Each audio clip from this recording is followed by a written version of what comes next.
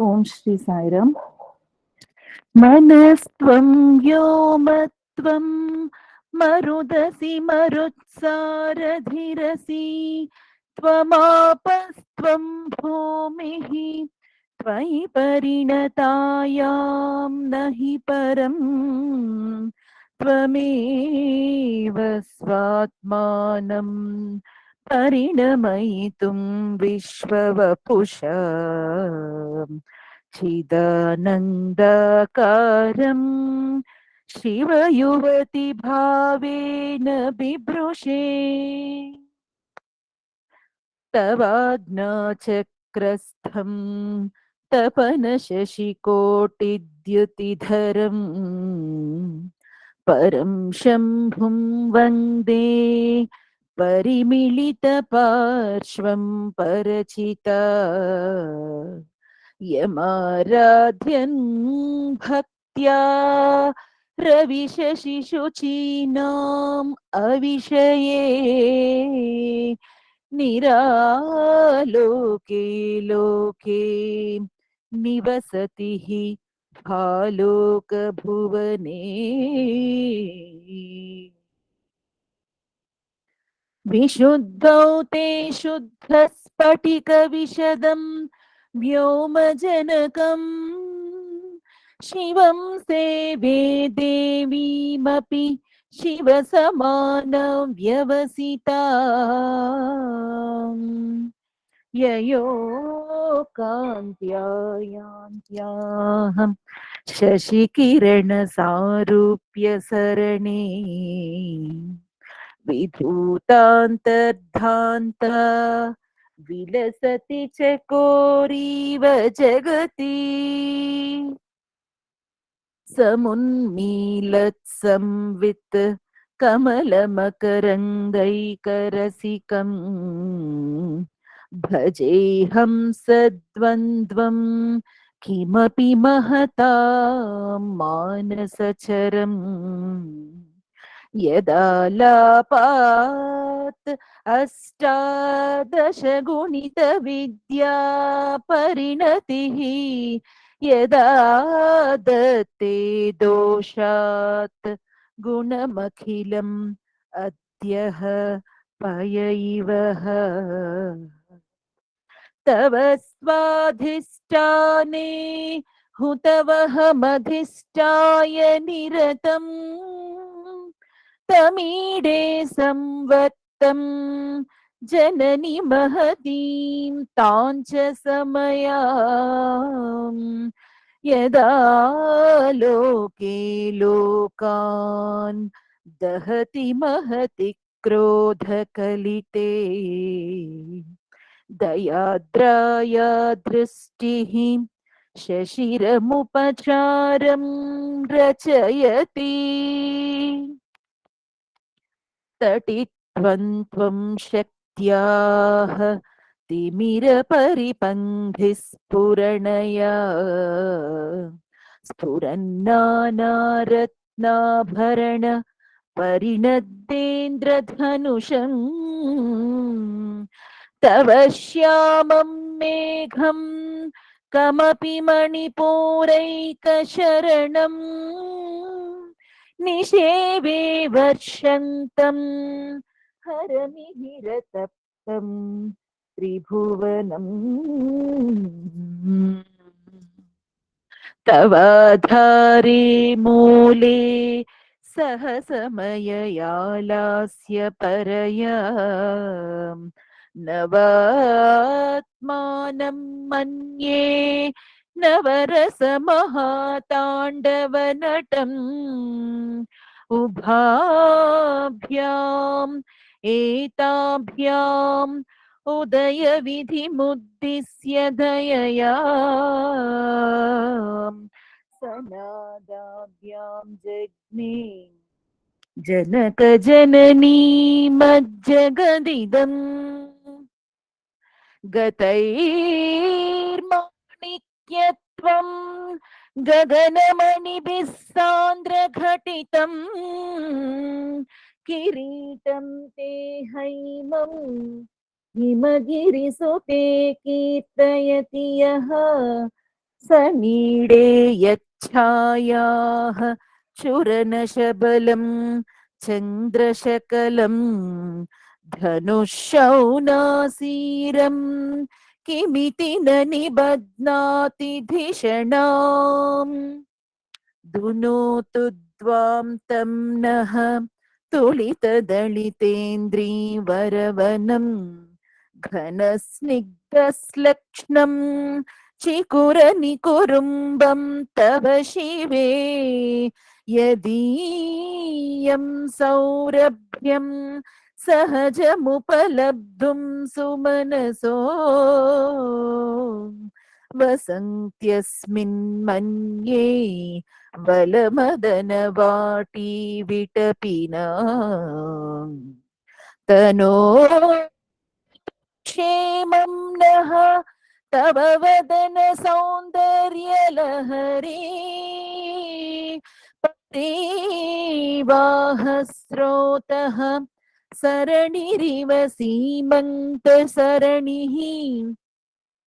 वहन्ती सिन्धूरं प्रबलकबरी भारतिमिरा भृशां बृन्दैः बन्धीकृतमिव नवीनार्ककिरणम् साईराम।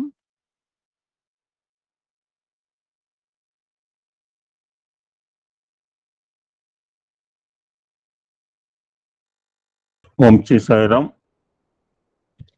ఓంకార బీజ రూపాయ సర్వేశాయ జగత్పతే ప్రథమాయ నమస్తుభ్యం శ్రీ సత్యసాయి గణాధిప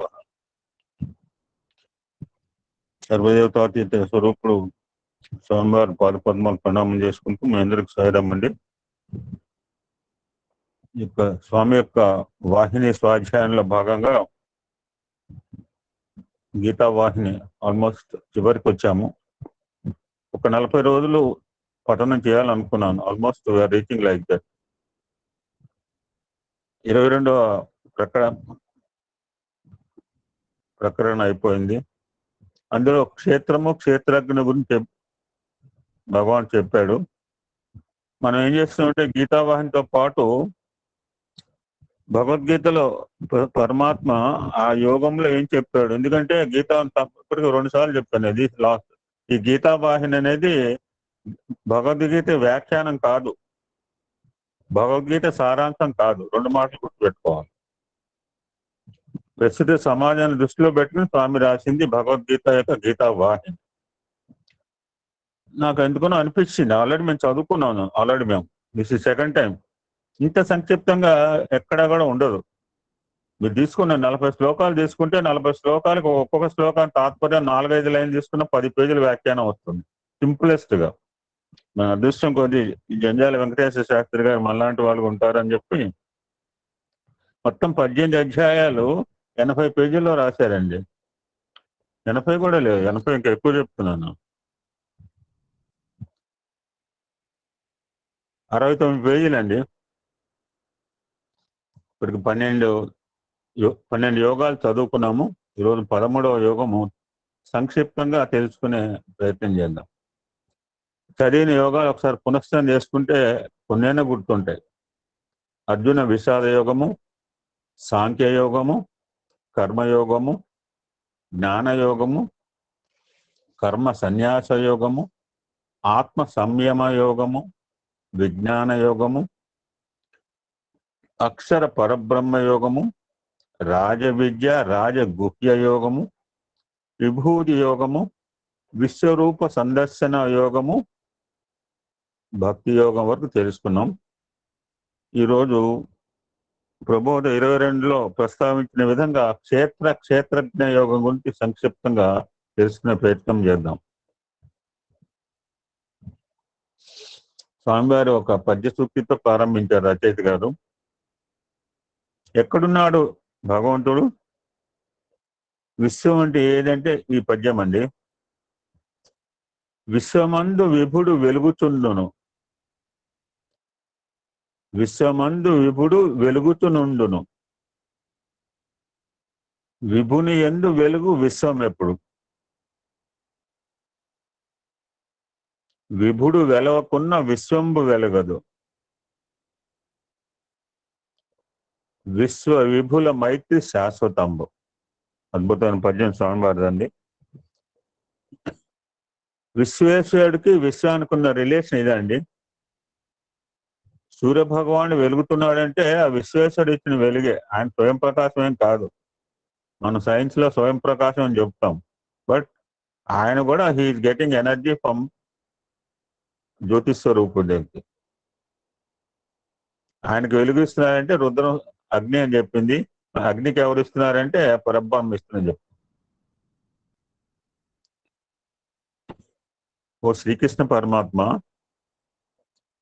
చాలా భక్తి జ్ఞాన విషయాలు చెప్పారు, హృదయం వికసింపజేశారు. ప్రకృతి పురుషుడు, జ్ఞానం జ్ఞేయం, క్షేత్రం క్షేత్రజ్ఞుడు, వీటిని గురించి నాకు ఇంకా బాగా వివరించండి. అనేక అభివాదాలు అని అర్జునుడు ఎంతో వివేకంతో వినయంగా అర్థించాడు. అప్పుడు భగవంతుడైన శ్రీకృష్ణ స్వామి ఈ విధంగా బోధించసాగాడు. ఓ పాండవ, మంచి ప్రశ్న వేశావు. నిన్నసార్లు చెప్పారు, ఇది కేవలం అర్జునుడికే చెప్పాడు అనుకుంటే మన మూర్ఖత్వం. నాకు సంబంధం లేదు భగవద్గీత అంటే మన అజ్ఞానం అనమాట. మరలా చదవలేం, మరలా మనిషిగానే పుట్టాం. సేమ్ నేను పొద్దున ఒక మెసేజ్ పెట్టాను, ఇంగ్లీష్ మెసేజ్, చదవండి, చాలా బాగుంది. స్వామి చెప్పింది. పార్థుడికి చెప్పాడు. పార్థుడు అంటే పృథ్వీ పుత్రులు, మనం అంతా కూడా పృథ్వీలో పుట్టిన వాళ్ళం, కేవలం పృథ్వీలో కలిసిపోవాల్సిన వాళ్ళమే. అర్జునుడు చెప్పాడండి, నాకెందుకండి అంటే పర్వాలేదు, ఓకే.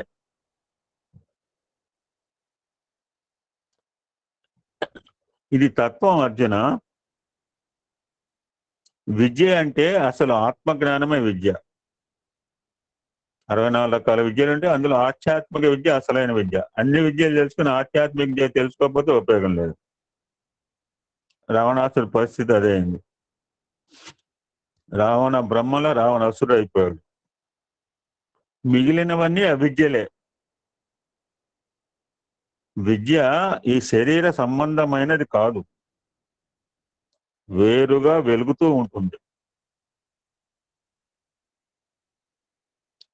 అవిద్యలు ఈ స్థూల సూక్ష్మ శరీరాల్లోనే ఉంటాయి. మనకు 3 రకాల శరీరాలని అందరికి తెలిసిందే, స్థూల సూక్ష్మ కారణ శరీరాలని. అవి శరీర సంబంధాలు, అనాత్మలు. ఇందాక 3 రకాలుగా అడిగావు కదా, 3 రకాలకి ఐఎమ్ గివింగ్ బ్రీఫ్ నేరేషన్ అన్నాడు పరమాత్మ. ఫస్ట్ ప్రకృతి అని పురుషుడు.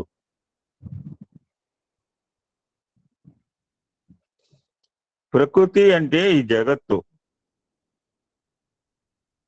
ఇందులోని రూప వికారాలు, జీవరాశులు, చరాచరాలు, సుఖ దుఃఖాలు, గుణాలు, పరిణామాలు, ఈ మొదలైనవన్నీ ప్రకృతి జనితాలు. ప్రకృతి అనేది స్త్రీ స్వభావము. ప్రకృతి ఒక మాయ, మారిపోవుట దాని నైజము. దృశ్యం చూపుట, క్షణాలలోనే విభ్రమం కలిగించట, వినోదాలు, విలాసాలు, విలాపాలు, ప్రలాపాలు, విలయాలు చూపుట ప్రకృతి స్వభావం. ఇవన్నీ మన కళ్ళ ముందు చూసుకునే కొత్త పదాలేం కాదు. పురుషుడు అంటే ఒక పురుషోత్తముడే. అద్భుతంగా వాడారు, పొడగంటినయ్యా నిన్ను పురుషోత్తమ అని అన్నమాచార్యుడు. ఈయన ప్రకృతికి అధిపతి. అంటే మనం ఇంగ్లీష్ లో చెప్పుకోవాలంటే క్రియేషన్ క్రియేటర్. క్రియేటర్ అంటే పురుషుడు, క్రియేషన్ అంటే ప్రకృతి. మనం క్రియేషన్ యొక్క అందచందాల్లో ఎంజాయ్ చేయమని కళ్ళిచ్చాడు. కళ్ళిచ్చింది అందుకు మన కళ్ళు లేకపోతే అందాలు ఎంజాయ్ చేసేవాళ్ళం కాదు. బట్ ఎంజాయ్ చేస్తూ క్రియేషన్ యొక్క మాయలో పడద్దు. క్రియేషన్ గురించి ఆలోచిస్తూ క్రియేటర్ మర్చిపోకూడదు మనం. ఎట్లా వచ్చింది క్రియేషన్? ఆ క్రియేటర్ని మనం మర్చిపోకూడదు ఎప్పుడు అని మర్చిపోతుంటాడు. ఎందుకంటే ఆ క్రియేషన్ అంటే మాయ అని చెప్పి ఆయనే చెప్తున్నాడు, పేరు చెప్తున్నాడు, మాయాపతి. ప్రకృతి గుణాలకు సాక్షిభూతుడు. దేవుడు అంటే అన్నింటికీ మూల కారణమైన మహనీయుడు. ఈ ప్రకృతి పురుషుల సమ్మేళనమే ఈ జగత్తు. వీరి ద్వారానే జగన్ నిర్మాణం జరుగుతూ ఉంటుంది. ఈ జగత్తులో కొందరు జీవులు సహజంగా సామాన్యంగా జనించి దైవానుగ్రహం వలన ధ్యాన జప తపాదులు చేసి ఈశ్వర సాన్నిధ్యం పొందుతారు. మనకు చెప్పారు, అద్భుత మాట చెప్పారు. ఎలాగ పుట్టిన అందరు కూడా ఏం చెప్పారు? సహజంగా సామాన్యంగా పుట్టిన వారే. సహజంగా సామాన్యంగా పుట్టిన వారు మహాత్ములు ఎలా అయ్యారు మరి? ఒకటే ఫార్ములా స్వామి చెప్పింది, మనస్సేకం వచిస్సేకం కర్మనేక మహాత్మను. ఆ మహాత్ములు కూడా సామాన్యులుగానే అంటే ప్రవేశమే. బట్ ఎలా అయ్యారంటే వాళ్ళ యొక్క త్రికరణ శుద్ధి, మనసా వాచ కర్మను ఆచరించడం వలన దే బికమ్ మహాత్మ. అదే మాట చెప్తున్నాడు. ధ్యాన జప తపాదుల వల్ల ఈశ్వర సాన్నిధ్యం పొందుతారు అంటున్నారు. భక్తి యోగం అనుసరించి నిష్కాములై పరమపదం పొంది పరమేశ్వరులో చేరిపోతారు. ఇంకా సింపుల్ గా ఒక మాట చెప్తున్నాడు, మనకు అర్థం కావట్లేదు. ఇప్పుడు చెప్పి 2 మాటలు మనకు అర్థం అవుతాయి, 3 మాటలు అర్థం అవుతాయి. ప్రకృతి పురుషులు జగత్తుకు తల్లిదండ్రులు. You cannot separate. పార్వతి పరమేశ్వరులు. శబ్దము అర్థం వలె వీరు విడదీయరాని అనుబంధం కలిగిన వారు. This about first doubt. Second concept, జ్ఞానము జ్ఞేయము.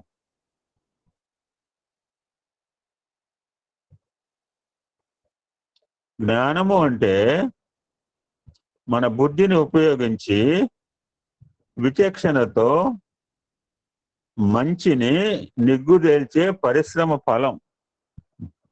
It's a fruit.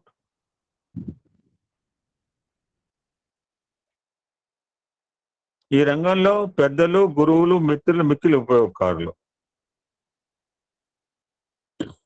సాహిత్యాలు, శాస్త్రాగమాలు, పురాణాలు, యోగాలు, ధ్యానాలు అనేకం జ్ఞానానికి సహాయం చేస్తాయి. అయితే చివరకు జ్ఞానం అంటే ఆధ్యాత్మిక జ్ఞానమే జ్ఞానం అన్నారు వేదాంతులు.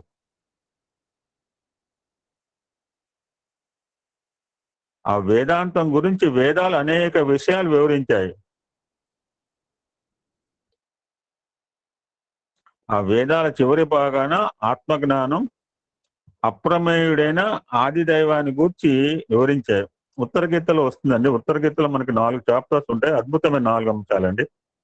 If you are interested I will take up this after this. అద్భుతమైన 4 అంశాలు. ఆ ఈశ్వర తత్వమే వేదాంతము. అట్టి వేదాంతాన్ని జీర్ణించుకున్న వారే వేదాంతులు. అట్టి వేదాంతుల లక్ష్య సిద్ధినే జ్ఞేయం అంటారు. జ్ఞా అంటే నేను చెప్పుకున్నాం, ఆ అమ్మాయి పేరు ప్రజ్ఞ అంటే ఆయన ఎవరు, అమ్మ నీ పేరు మార్చుకో స్పెల్లింగ్ అన్నాడు. జ్ఞా అంటే జ్ఞానం. క్షేత్రజ్ఞుడు, క్షేత్రంలో తేడా ఏంటంటే జ్ఞా.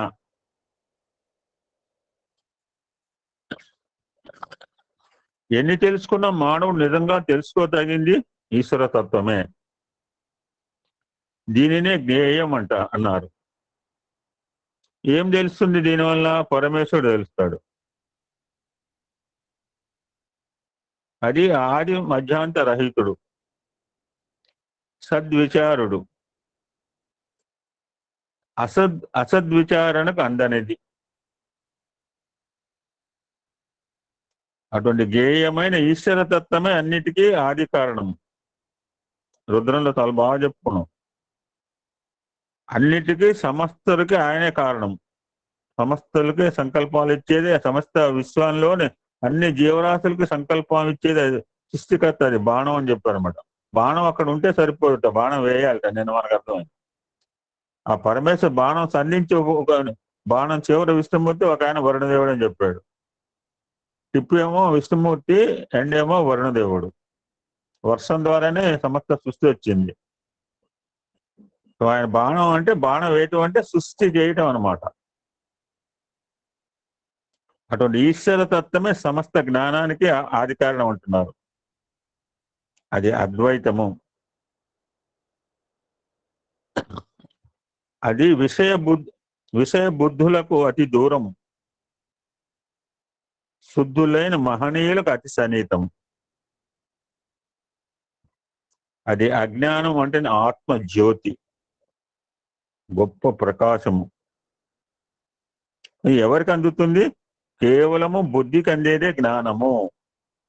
మిగిలిన విషయాలు దేహంలో ఏం సంబంధం ఉండింది?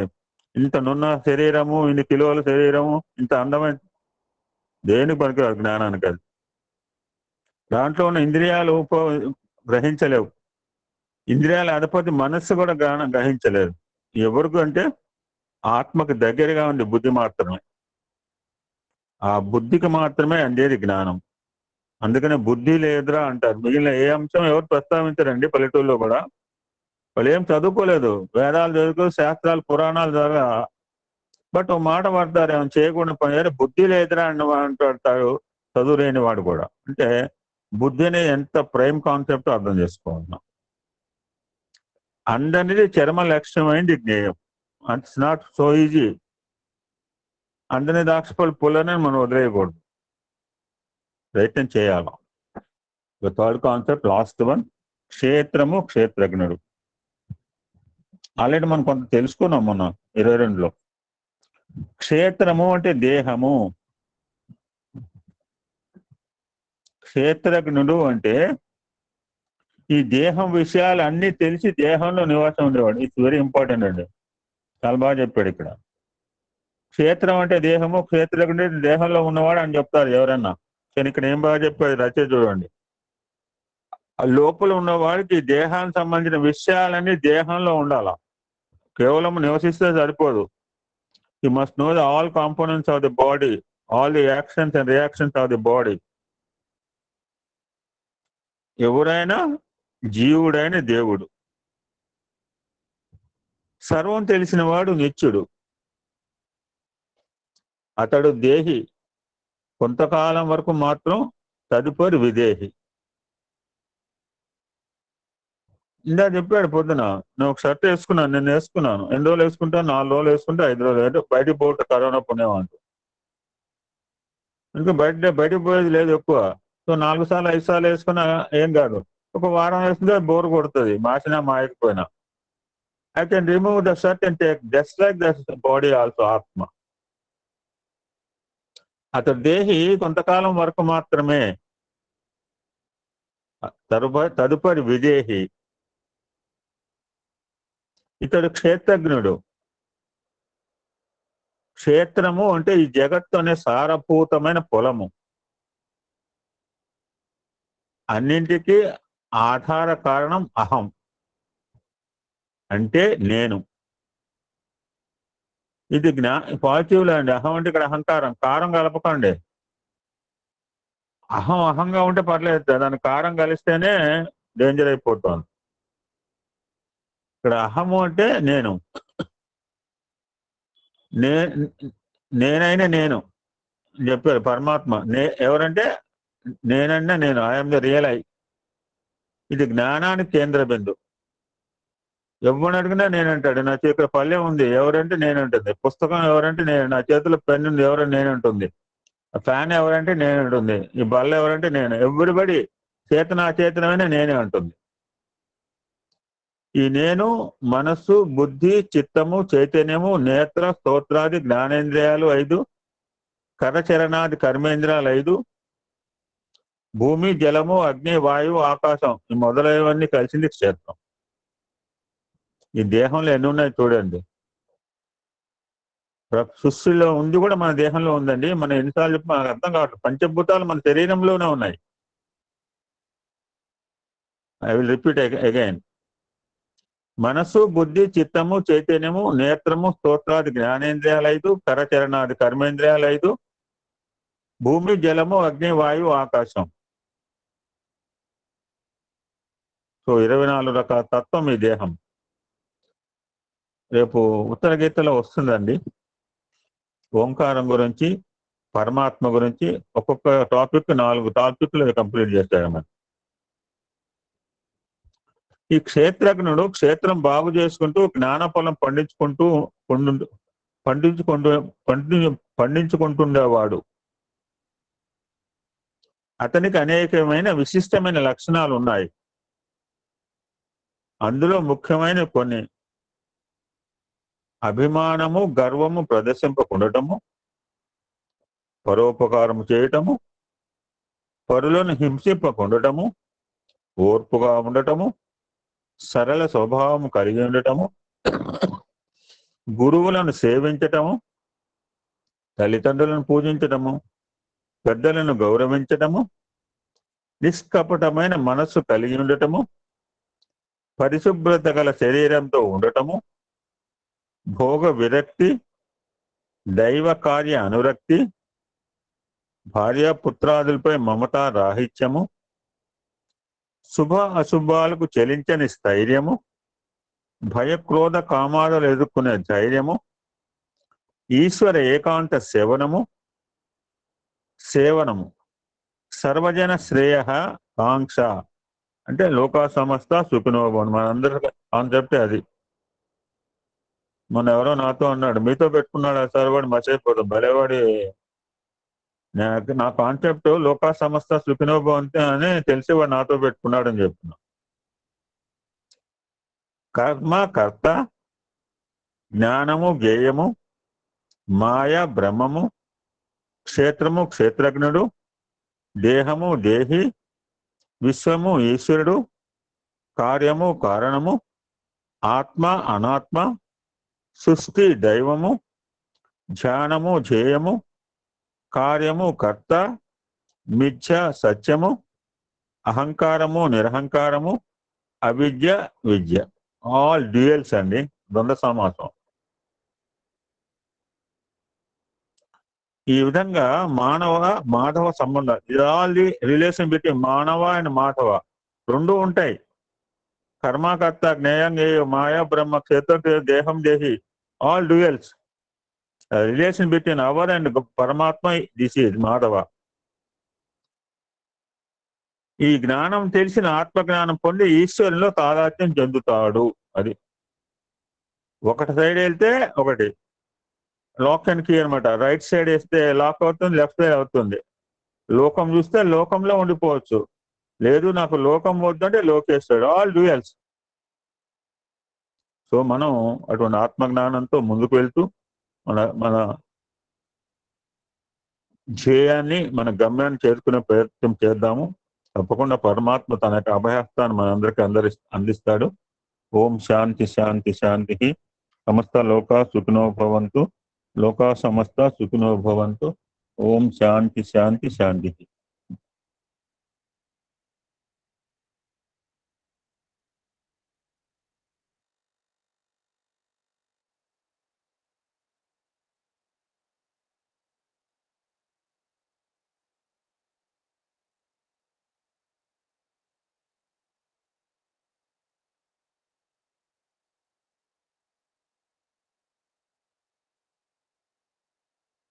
వరలక్ష్మి ప్రారంభించు. హలో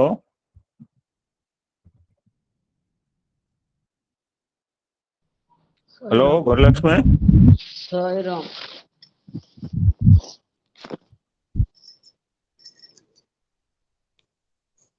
ఓం శ్రీ సాయిరామ్. మాతృదేవో భవ. శ్రీమాత్రే నమః. శ్రీకృష్ణ పరమాత్మకు సాయి కృష్ణుడికి పాదాభివందనం చేసుకుంటూ సాయి కుటుంబ సభ్యులందరికీ సాయిరామ్.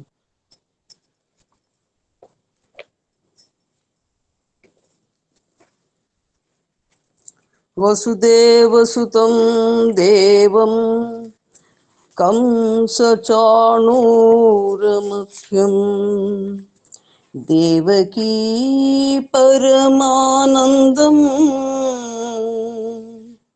కృష్ణం వందే జగద్గురుం కృష్ణం వందే జగద్గురుం. వ్యాసాయ విష్ణు రూపాయ వ్యాస రూపాయ విష్ణవే నమో వై బ్రహ్మనిధయే వాసిష్ఠాయ నమో నమః.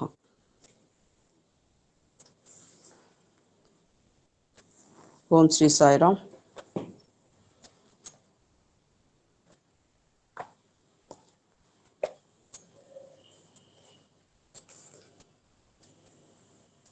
స్వామివారు ఈరోజు మనకి ఇచ్చినటువంటి అంశం 23వ ప్రబోధం గీతావాహిని నుండి.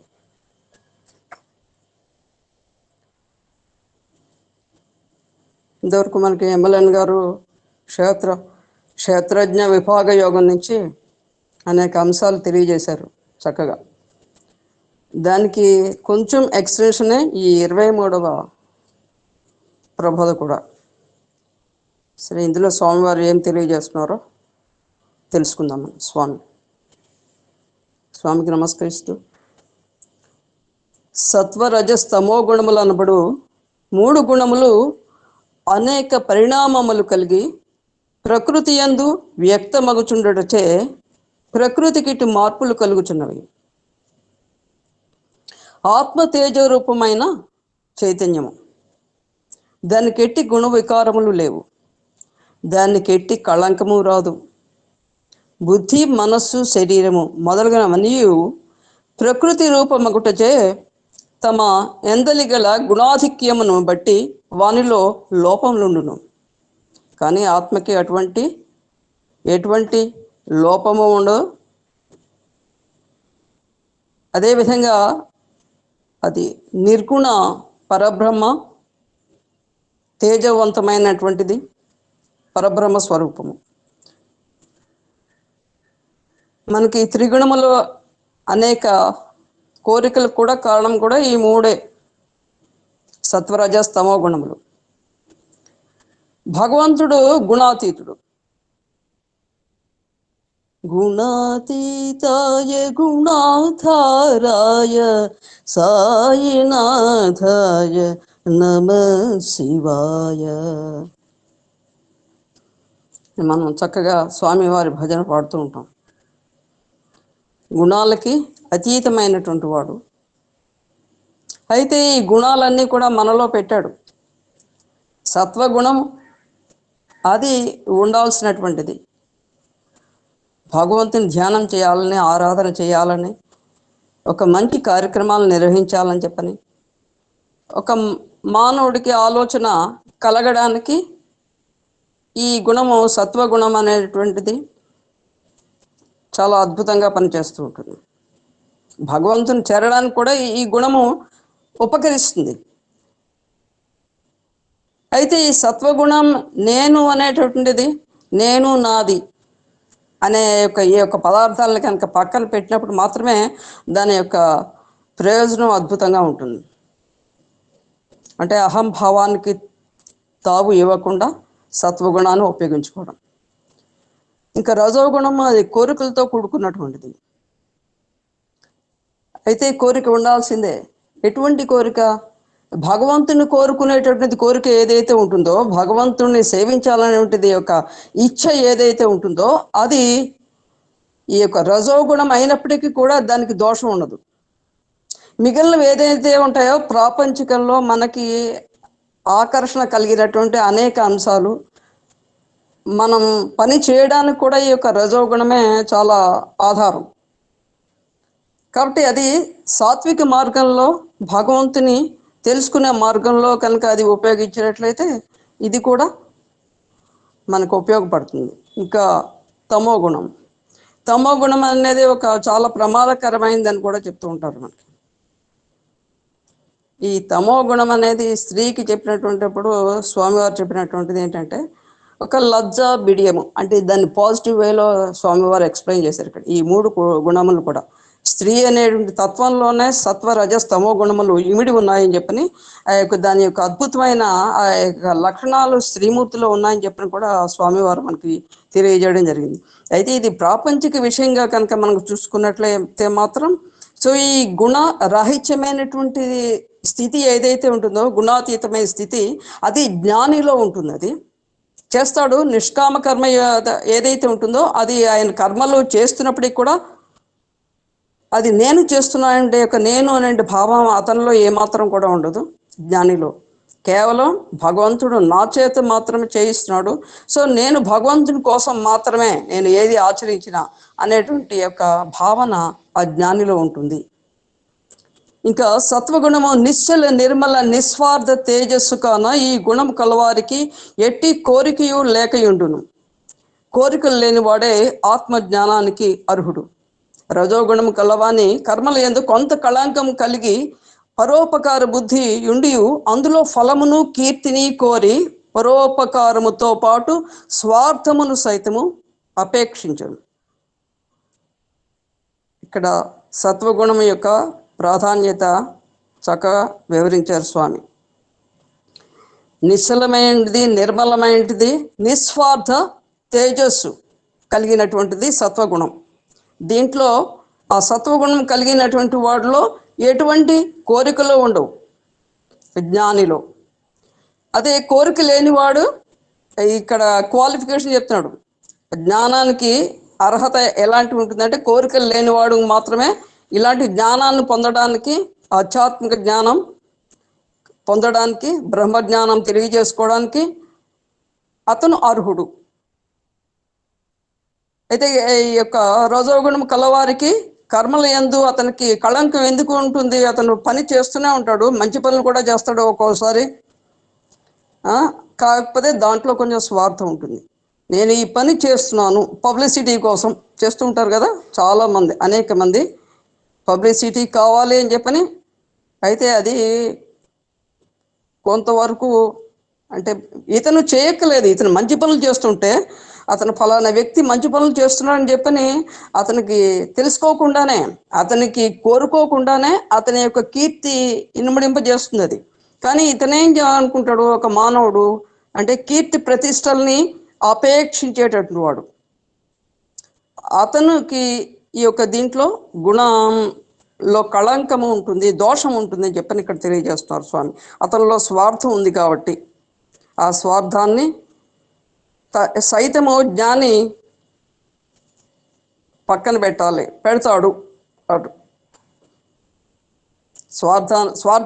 నిస్వార్థంగా తెలియజేస్తాడు, అతను చేస్తూ ఉంటాడు కర్మలు. అయితే తమో గుణము ఇక్కడ కలవానికి జ్ఞానము అంధకారం అగుడిచే ఏది చేయతగినది ఏది చేయతగనిది అని తెలుసుకోలేడు. ఇక్కడ దీపాన్ని అంతకు ముందు చాప్టర్లో మనకి చాలా చక్కగా తెలియజేశారు. తేజోరూపమైనది ఒక దీపం వెలుగుతూ ఉంటుంది, దాని చుట్టూ పొగ ఉండదు, మాలిన్యం ఉండదు, కానీ కేవలం ప్రకాశం మాత్రమే ఉంటుంది, సర్వత్రా అది వ్యాపిస్తుంది. అది సత్వగుణానికి ప్రతీక అని చెప్పడం జరిగింది. ఇంకా రజోగుణం కలిగినటువంటి ఏంటంటే ఇక్కడ కొంచెం మాలిన్యం ఉంటుంది, పొగతో కూడినటువంటి దీపం ఉంటుంది. అయితే అది అంతేకాకుండా నిలకడ లేకుండా అటు ఇటు ఊగుతూ ఉంటుంది. ఇది తమో గుణం అని చెప్పాడు.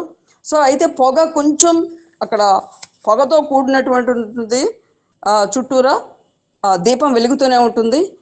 ఆ దీపం అలాంటిది రజోగుణంగా ఇక్కడ మనకి వివరించడం జరిగింది. కాబట్టి ఇక్కడ ఒక దీపం అనేది తేజము, సత్వం, అదేవిధంగా రెండవది ధూమయుతమగు చెల్లించుచు ఉండేటటువంటిది, మూడవది మసితో కూడినటువంటిది. అక్కడ దీపం వెలిగినా కూడా ఎవరికి కూడా ఆ యొక్క అంధకారాన్ని పోగొట్టలేదు, వెలుగును ప్రసరింపజేయలేదు. ఒక గ్లాస్ చిమ్నీ పెడతాం కదా, చిమ్నీ దాన్ని శుభ్రంగా చేస్తేనే కదా మనకి ఇక్కడ ఆ యొక్క వెలుగు అనేది చాలా చక్కగా విస్తరించేటటువంటిది అని ఇక్కడ చాలా స్పష్టంగా తెలియజేయడం జరిగింది. అదేవిధంగా ఇక్కడ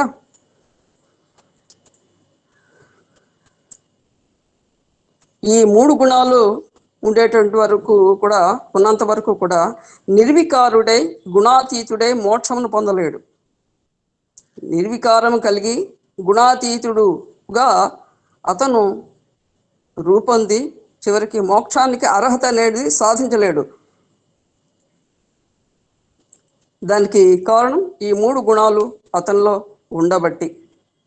పురుషుడు ప్రకృతి యందున్నవాడు కనుక ఆ కారణమున ప్రకృతి సంబంధమగు గుణముల అనుభవించుచుండినట్లు కనిపించుచున్న భ్రమను తొలగించుకుంటే క్షేత్ర విచారణ అని తేలింది.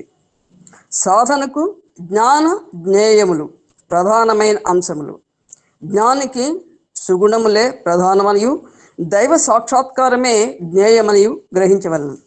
ఇక్కడ జ్ఞాని, జ్ఞానం, జ్ఞేయం ఈ 3 చాలా ప్రధానమైన అంశాలుగా ఈ యొక్క క్షేత్రజ్ఞ విభాగ యోగంలో భగవంతుడు మనకి తెలియజేయడం జరిగింది. జ్ఞానికి కావాల్సింది జ్ఞానం, ఆధ్యాత్మిక జ్ఞానం. ఇంకా అతని యొక్క జ్ఞేయం అంటే లక్ష్యము భగవత్ సాక్షాత్కారం. ఈ 3 ఉన్నటువంటి వాడు మోక్షానికి అర్హుడు, భగవంతుల్లో లీనం అవుతాడు. దైవ సాక్షాత్కారమే అతని యొక్క జ్ఞేయం. అర్జునుడు అన్నీ సావధానంగా విన్నాడు. తర్వాత స్వామి జ్ఞానికి ఏ ఏ గుణములు ఉండవలను అని అడిగాడు. దానికి పరమాత్మ పార్థ అమానిత్వాది 20 గుణములు పూర్తిగా ఉండవలను. అవి ఏవని నీవు అడుగవచ్చును, చెప్పదని విను.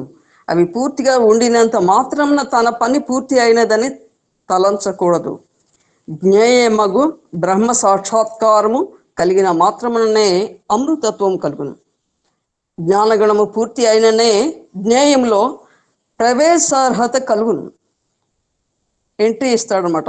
జ్ఞాన గుణాలన్నీ కూడా ఉన్నప్పుడు దాంట్లో ఎంట్రీ ఇస్తాడు. ఎంట్రీ ఇచ్చినంత మాత్రాన్ని వాళ్ళందరూ కూడా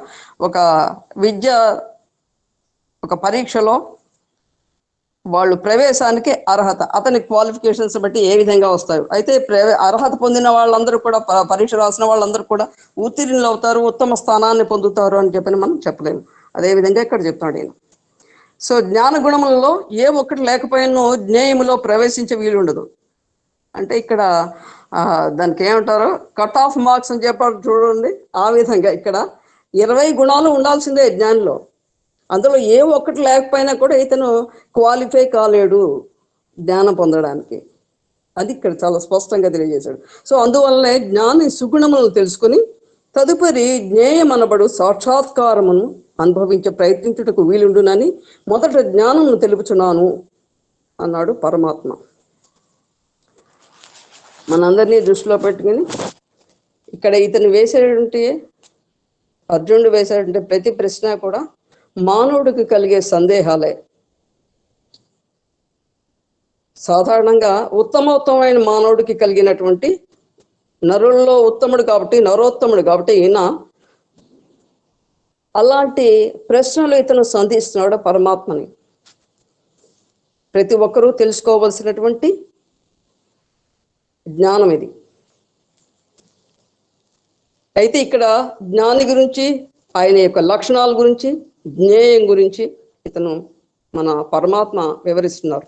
ఆహా, ఎంత చక్కని మార్గము! మొదట నీతిని నిష్టను ఉపదేశించక పూర్వమే బ్రహ్మమును ఉపదేశించుట తైలము ఒత్తి ప్రమిదయు లేకనే దీపము వెలిగించ ప్రయత్నించినట్లుండును.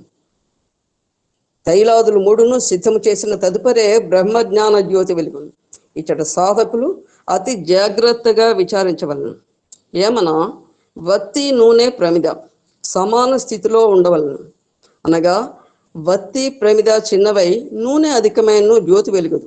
వత్తి ప్రమిద పెద్దవైనను నూనె తక్కువ ఉండిన జ్యోతి వెలుగదు. ఒక దానికి తగినట్లుగా మరొకటి ఉండినప్పుడే, సమాన ప్రమాణములు కలిగినప్పుడు మాత్రమే స్వచ్ఛమైన వెలుతురును అనుభవించగలరు. ఇక్కడ ఒక దీపంతో పోల్చారన్నమాట జ్ఞానం పొందడానికి. ఈ 3 కూడా జ్ఞానం ఉండాలి. అతని జ్ఞేయాన్ని చేరడానికి అతనిలో మంచి లక్షణాలు ఉండాలి. ఇవి సమానమైన పరిమాణంలో ఉండాలని చెప్పని తెలియజేస్తున్నారు. వత్తి ఉంది, ప్రమిద ఉంది, అందులో ఒక అది మన షిరిడి సాయి బాబా వారికి సాధ్యమైంది. ఆయన పరమాత్మ స్వరూపం కాబట్టి నీటితోటి ఆయన ప్రమిదలను వెలిగించారు. కానీ సామాన్యుడు ఆ విధంగా వెలిగిస్తే వెలుగుతాయా అవి? కాబట్టి నూనె అవసరం. అదేవిధంగా నూనె అతి తక్కువగా ఉన్నా కూడా ఈ వత్తి ప్రమిద పెద్దగా ఉన్నా కూడా అప్పుడు కూడా వెలగడానికి అవకాశం లేదు జ్యోతి. సో ఆ విధంగా జ్యోతి వెలగడానికి సరైన ప్రమాణములు ఏ విధంగా అవసరమో అదేవిధంగా జ్ఞానం తెలుసుకోవడం, జ్ఞేయం ఏదైతే ఉంటుందో, లక్ష్యం ఏదైతే ఉంటుందో, పరమాత్మ సాక్షాత్కారం పొందాలనేటువంటి విషయం ఏదైతే ఉంటుందో అది స్పష్టంగా తెలుసుకున్నప్పుడు మాత్రమే అతనిలో ఆత్మజ్యోతి వెలుగుతుందని చెప్పి చాలా చక్కగా స్పష్టంగా తెలియజేశారు. అదేవిధంగా పై 3 గుణాలను సమస్థితి యుండిననే జ్ఞాన జ్యోతిని పొందగలరు. దాని ద్వారా మోక్షమును అనుభవించగలరు. మోక్ష ప్రాప్తికి పై 3 గుణములలో ఏ ఒక్కటి ఉండినాను ప్రకృతి జన్య దేహములో బంధించు 3 గుణములు 3 బంధనలే. ఏ బంధన ఉండినను స్వతంత్రుడు కాలేడు. ఇక్కడ మళ్ళీ ఒక్కసారి త్రిగుణాల గురించి స్వామివారు బోధిస్తున్నారు. పశువునకు ముందు కాళ్ళు 2ను ఒక పగ్గంతో కట్టివేచి, వెనుక కాళ్ళను మరొక పగ్గంతో కట్టివేచి, కొమ్ములను మెడను మరొక త్రాడు కట్టివేచిన ఆ పశువు ఎట్లు స్వేచ్ఛగా ఉండగలదు? అటులనే మానవునకు సత్వ రజస్ తమో గుణములు 3 బంధించు త్రాళ్ళు వంటివి. సత్వగుణము కూడా త్రాడే, బంధనే. సత్వంని బంగారు త్రాడు వంటిది అని, అదేవిధంగా రజోగుణం అనేది రాగి త్రాడు వంటిదని, తమో గుణము ఇనుపు త్రాడు వంటిదని. ఇక్కడ తాళ్ల విలువ హెచ్చు తగ్గులు ఉంటాయి, కానీ బంధన దృష్టిలో 3 కూడా స్వేచ్ఛారహిత సాధనాలు. ఎప్పుడైతే ఈ యొక్క బంధనలో ఉంటాడు, ఇక్కడ ఒక చిన్న మనకి ఉదంతం ఒకటి తెలియజేస్తుంది. ఒక రాజుగారు ఒక చిలుకని చక్కగా అన్ని దానికి చిలుకకి ఇష్టమైనటువంటి పళ్ళు, స్వచ్ఛమైనవి చక్కని పళ్ళు తీసుకొచ్చి పెడుతున్నాడు. ఒక బంగారు పంజరంలో పెట్టాడు ఆ చిలుకని. తానే స్వయంగా దానికి ఆలనా పాలన చూస్తున్నాడు. సమయానికి దానికి నీరు అందించడం, ఫలాన్ని అందించడం, అది తినేటటువంటి గింజలు ఏవైతే ఉంటాయో అవి ఆ ఆహారాన్ని అందించడం చక్కగా చేస్తున్నాడు. అయితే ఇక్కడ ఆ చిలుక ఏదైతే ఉంటుందో మహారాజే అక్కడ స్వయంగా చేసేటటువంటిది మహారాజే అక్కడ ఆ యొక్క చిలుకకి సేవ చేస్తున్నాడు, చక్కగా పెంచుకుంటున్నాడు. అయితే చిలుక పాయింట్ ఆఫ్ వ్యూలో కనుక మనం చూసినట్లయితే అది బంగారు పంజరమా, లేకపోతే అక్కడ ఆయనకి రకరకాల పళ్ళు ఆయన తీసుకొచ్చి అక్కడ పెండే ఆ యొక్క ఆహార పదార్థాల, లేదా అక్కడ రాజభవనంలో ప్యాలెస్లో ఉంది కదా అది చిలుక, ఆ ప్యాలెస్సా? ఇదేది కూడా ఆ యొక్క రామ చిలుకకి పట్టదు. అవన్నీ కూడా ఇమ్మెటీరియల్ దాని దృష్టిలో. కేవలం దానికి కావాల్సింది ఏంటంటే స్వేచ్ఛా విహారం. అది స్వయంగా దానికి కావాల్సిన ఆహారాన్ని అదే సమకూర్చుకుంటుంది.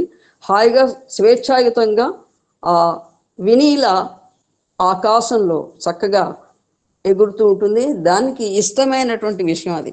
అదేవిధంగా ఇక్కడ జ్ఞాని అయినటువంటి వాడు ఈ 3 గుణాలతో ఏ గుణంతో బంధింపబడినా కూడా బంధనే అది. కాకపోతే ఆ యొక్క బంధంలో కొంచెం తేడా ఉండొచ్చు. ఈ త్రిగుణాలకి ఎప్పుడైతే అతీతంగా ఉంటాడో అప్పుడు పరమాత్మకి ఆయన దగ్గర అవుతాడు అనే విషయాన్ని చాలా స్పష్టంగా తెలియజేయడం జరిగింది. అర్జునుడి విషయాలను తెలుసుకున్న గోరి భగవంతునితో ఇతనికి ఈ యొక్క ఎగ్జాంపుల్ చెప్పారు కదా స్వామి, ప్రమిద గురించి, అదేవిధంగా త్రిగుణాల గురించి, ఈ యొక్క బంధనాల గురించి తెలియజేస్తున్నారు కదా. ఈ భగవంతుడు ఇంతటితో ఆపేస్తాడో ఏమో, డీవియేట్ చేస్తున్నాడు నన్ను అని అనుకున్నాడో ఏమో, మళ్ళీ ఒకసారి రిమైండర్ ఇవ్వాలనుకున్నట్టున్నాడు భగవంతుడికి. కృష్ణ, అమానిత్వాది 20 గుణములు పూర్తిగా కలిగి ఉండినే జ్ఞాని కాగలడని అంటారు కదా. కానీ ఇట్టి 20 గుణములు ఏవియో వాటిని ఒక్కొక్కటి విపులంగా తెలుసుకొని ధన్యుడు కాగలను. ఎంత వినయంగా అడుగుతున్నాడు అండి. సో ఒక గురువుని ఆశ్రయించి కోరదలసినటువంటి విధానం ఇక్కడ అర్జునుడు మనకి తెలియజేస్తున్నాడు. మరి గురువు గారు కూడా ఆయన యొక్క భక్తి శ్రద్ధలను చక్కగా అప్రిషియేట్ చేస్తున్నాడు ఇక్కడ. అర్జున, నీ శ్రద్ధకు నాకు ఎంతయో ఆనందము, వినుము అనుచు అప్పుడు ఇక మాధవుడు పార్థునకు అమానిత్వాది గుణములను విశదపరచుటకు ఉపక్రమించను. మొదటిది అమానిత్వం, అనగా అభిమానము లేకుండుట. మానమున్నంత వరకు జ్ఞానం కలగదు. మానవుని వృత్తులు నీటి వలె ఉండవలను. అంటే నీటిలో ఏ రంగు చేర్చినా నీరు ఆ రంగుగా మారును, ఆ రంగుతో నీరు చేరిపోవును. నీటికి అభిమానం శూన్యం. మానవుని ప్రవృత్తి దీనికి పూర్తిగా విరుద్ధము. ఏ చిన్న ఉపకారమో ఏ కించిత్ దాన ధర్మమో చేసినా అది 10 మందికి తెలియవలెను. అట్లా తెలియటకు వీలు లేకున్నా తనకు తానైనా చెప్పుకొని తిరుగును, లేక ఏ పేపర్లోనైనా కూడా వేయించుకును. ఇట్టి అభిమానం లేకుండాటే అమానిత్వం. ఇక్కడ మహాత్మా గాంధీ గురించి మనం చెప్పుకోవచ్చు. మహాత్మా గాంధీ గారు ఈ యొక్క దాస్య శృంఖలాలను త్రెంచడానికి, బ్రిటిష్ వారి నుండి భారతదేశాన్ని విడిపించడానికి అనేక విధాలుగా ప్రయత్నాలు చేశారు. చివరికి 1947 ఆగస్టు 15 మనం జరుపుకోబోయే అమృతోత్సవాలు, స్వాతంత్ర అమృతోత్సవాలు 75 సంవత్సరాలు. దానికి ఇప్పుడు మనం చాలా ఆనందపడుతున్నాం, కానీ ఆయన ఎంతో త్యాగం చేయబట్టి ఆయనతో పాటుగా చాలామంది త్యాగం చేశారండి. ప్రతి ఒక్కరు కూడా ఈ యొక్క ఫ్రీడమ్ మూమెంట్లో అనేక మంది త్యాగం చేసినటువంటి వారు ఉన్నారు. వారందరి యొక్క త్యాగమే నిస్వార్థ త్యాగం ఏదైతే ఉంటుందో అలాంటి త్యాగము, నిస్వార్థంగా వాళ్ళు చేసినటువంటి యొక్క మన భారతదేశాన్ని స్వాతంత్ర్యం వైపు నడిపించడానికి వారు చేసిన ప్రతి ప్రయత్నం కూడా మనం గుర్తుపెట్టుకోవాల్సినటువంటి, వాళ్ళని స్మరించుకోవాల్సినటువంటి అద్భుతమైనటువంటి రోజుల మాటివి. అయితే ఇక్కడ ఈయన్ని కొంతమంది విలేకరులు అడిగట స్వాతంత్రం వచ్చిన తర్వాత మహాత్మా గాంధీని, స్వామి మన మహాత్మా మీరు చాలా అత్యద్భుతంగా పనిచేశారండి, అందుకోసం ఈరోజు మనకు స్వాతంత్రం వచ్చిందంటే ఆయన అన్నారు, తప్పు నాయన, నేనేం చేసింది ఏం లేదు, మీరు అలాంటి నాకు ఆపాదించకండి, ఆ క్రెడిట్ అంతా నాకు ఆపాదించకండి. దీనికి నేను ప్రోత్సాహం పొందినటువంటిది, నాకు ఉత్సాహాన్ని ఇచ్చినటువంటిది గీతామాత అని తెలియజేస్తున్నాను. అంటే భగవద్గీత ఆయన చదవడం, సో ఆయనలో ఈ యొక్క ఏదైతే ఉంటారో త్రిగుణ రాహిత్యం ఏదైతే ఉంటుందో అది ఆయన్ను ముందుకు నడిపించినటువంటిది. కాబట్టి అలాంటి మహాత్ములు ఎంతో మంది మనకి ఆదర్శమూర్తులు. సో అన్నమయ్య గారు కావచ్చు, క్షేత్రయ్య కావచ్చు, వీరందరూ కూడా అనేక కీర్తనలు రచించారు మనకి. శ్యామశాస్త్రి గారు, పురంధరదాసు, ఇప్పుడు జాహ్నవి చక్కగా పాడింది అమ్మాయి. సో ఈ యొక్క త్యాగయ్య గారు, వీళ్ళందరూ కూడా చక్కని ఆ యొక్క సంగీత జ్ఞానాన్ని అందించారు. ఏ కోరికతోటి అందించారండి, ఏ యొక్క అప్రిసియేషన్, ఏ యొక్క రివార్డ్ కోసం వాళ్ళు చేసినటువంటి పని లేదు. భగవత్ చింతనతో వారు ఆ యొక్క అమృత గానాన్ని అందరికీ పంచిపెట్టారు. వారు పాడుకుంటూనే ఉన్నారు, కేవలం పరమాత్మ కోసమే వారు చేసే ప్రతిదీ కూడా. సో అనేక మంది రాజులు ఉన్నారు, ఉత్తమోత్తములు ఉన్నారు, శ్రీకృష్ణదేవరాయలు వంటి వారు. సో వారు ఏ యొక్క ఆశించి యొక్క ప్రజారాజ్యం చక్కగా ప్రజారంజకంగా పరిపాలించినటువంటి వారు. అశోకుడు కావచ్చు, ఆయన చెట్లు నాటించాడు, ఏమన్నా పేరు కోసం నాటించలేదే అశోకుడు అంటే. మా దగ్గర అక్కడ హిస్టరీ అంటే ఒక దాన్ని సెటైరికల్ గా మాట్లాడేవారు అనమాట. అశోకుడు ఏంది, చిన్నప్పుడు చిన్న చెట్లు, పెద్దప్పుడు పెద్ద చెట్లు నాటిస్తాడు అంతే కదా అని. కానీ అది కాదండి ఇక్కడ. సో వాళ్ళు అంటే ఆ యొక్క బాటలో వెళ్ళేటువంటి వారు, ఈ అశోకుడు అక్కడ పేరు కోసం కాకుండా, చల్లని బాటలో మనం నడుస్తున్నామే, మనకి ఎండ కూడా తగలకుండా చక్కగా ఆనందంగా ఉంది, మనకు చక్కని ఆ యొక్క రాజును గుర్తు చేసుకుంటారు. వాళ్ళు చెరువులు తవ్వించిన ఆ యొక్క నీటిని చక్కగా ఆనందిస్తారు. అంటే ఇక్కడ ఒక పరిపాలకుడు ఏ విధంగా ఉండాలి, ఎలాంటి పరిపాలన అందించాలి అంటే ఈ యొక్క దృష్టిలో పెట్టుకునే వాళ్ళు ప్రజల కోసం పరిపాలించినటువంటి వారు వాళ్ళందరూ కూడా. అశోక ది గ్రేట్ అని చెప్పి అన్నారు. అదేవిధంగా అక్బర్ ది గ్రేట్ అని చెప్పారు. ఆయన కూడా అన్ని మతాలకి అతీతంగా తన యొక్క పరిపాలనలో స్థానం ఇచ్చినటువంటి వాడు. సో ఇలాంటి రాజులు పరిపాలించిన, చాలా మంది రాజులు పరిపాలించారు మన దేశాన్ని, కానీ ఇలాంటి వాళ్ళని మనం గుర్తు చేసుకుంటుంటాం. సత్యహరిశ్చంద్రుడు, శిబి చక్రవర్తి, ఇలాగ అనేక మంది అద్భుతమైన మూర్తులు మనకి ఉన్నారనమాట. సో వీళ్ళందరూ పేరు ప్రతిష్టల కోసం చేయలేదని చెప్పని మనం ఈ సందర్భంగా తెలుసుకుంటున్నాం. స్వామివారు కూడా పేరు ప్రతిష్టలు ఆశించి ఇన్ని కోట్ల వ్యయంతో అనేక విద్య, ఆధ్యాత్మిక, వైద్య, నీటి సదుపాయాలు కల్పిస్తున్నారు. సో ఇక్కడ ఈ సందర్భంగా మనం తెలుసుకోవాల్సినటువంటిది, మనం ఒకసారి గుర్తు చేసుకోవాల్సినది. ఇక్కడ ముఖ్యంగా ఉన్నటువంటి అహం సత్యబోధకాలు ఉన్న ప్రతి ఒక్కళ్ళు కూడా జ్ఞానులండి. ప్రతి ఒక్కరికి నేను ఈ సందర్భంగా శిరస్సు వంచి పాదాభివందనం చేస్తున్నాను. ఇంకా రెండవ విషయం వచ్చాడు, దీనికి చెప్తున్నాడు, అదంబిత్వం, డంబం లేకుండా ఉండుట, ఇది మానవునకు గొప్ప సుగుణం. తాను గొప్పవాడు కాకపోయినను గొప్పగా నటించుట, ఏ శక్తి సామర్థ్యములు లేకపోయినా సర్వశక్తులు ఉండినట్లు ప్రవర్తించుట, ఏ అధికారములు లేకపోయినా సర్వాధికారిగా చలాయించుట, ఇవే డంబం యొక్క గుర్తులు. వీటివి లేకుండా ఉన్నవి ఉన్నట్లు సంచరించుట అదంబిత్వము అనబడను. జ్ఞానికి ఉండేటువంటి అద్భుతమైన లక్షణం ఇది. ఆ ప్రిటెన్స్ అనేది ఉండదు వాళ్ళలో, యాక్ట్ చేయరు అక్కడ. వాళ్ళలో ఉన్నట్టు ఏదైతే ఉంటుందో స్వచ్ఛమైన గుణం, అది మాత్రమే వాళ్ళు అక్కడ ప్రకటింపజేస్తుంటారు. అది కూడా కేవలం భగవంతుడికి మాత్రమే. పాఠకులు ఈ విషయాన్ని బాగా కన్నులు తెరిచి చూడవలను. నేటి రోజుల్లో లోకమంతయు డంబముతోనే నిండి ఉన్నది. ఏ రంగమునందు చూచును, ఏ వ్యక్తిని చూచును డంబముతో ప్రవర్తించుచున్నాడు. రాజ్యపాలనంతయు డంబమును మంత్రి చేతుల్లో ఇముడ్చుకున్నాడు. ఏమీ తెలియని వాడు కూడా అన్నీ తెలిసినట్లు నటించును. ఇంటిలో వాని ముఖమునకింత గంజిపోసే నాయకుడు లేకపోయినా బయట సర్వసేవకులు ఉండినట్లు చెప్పుకొను. ఎంత అసమర్థుడైనను సమాజము సర్వసమర్థునిగా తలంచవలనని ఆశించును. ఒకటేమిటి, అన్నింటి యందు డంబమే మొదట పాదము. ఇది మానవుని పూర్తిగా నాశనం చేయను. అంతటితో పోక లోకమునకు ఒక చీడ పురుగు వలె ప్రాకును. దీన్ని అంత మనోర్చిన లోకములో పీడవదులు. కాన డంబమునకు చోటిచ్చిన ఉభయ భ్రష్టులు కాగలరు. ఇది సామాన్య మానవునికి సరి అయింది కాదు. ఇక సాధకులు కాగోరు వారు, సాక్షాత్కారం పొందగోరు వారు దీన్ని స్మరించినను సరే పతనం కాగలరు. చాలా అత్యద్భుతమైన క్వాలిటీ యొక్క డంబం లేకుండా ఉండడం జ్ఞానికి అనేది ఇక్కడ తెలియజేస్తున్నారు. అనేక ప్రభుత్వాలు ఇప్పుడు చూస్తున్నాం, వాళ్ళ దగ్గర డబ్బులు ఉండవు, సంక్షేమ పథకాలంటూ కూడా అప్పులు తీసుకొచ్చి చేస్తూ ఉండడం. ఈ విధంగా దేనికోసం అని, ఎవడి బతుకువాడు బతుకుతాడు, ఉన్నది ఒక చక్కని పరిపాలన అందించు, ఉన్న దాన్ని చక్కగా చేయి, అది లేదు. సో ఇక్కడ ఫలానా వాడు ఫలానా చేశాడు అని చెప్పుకోవడం కోసమే చేసినట్టుగా చేస్తున్నారు పాలకులు.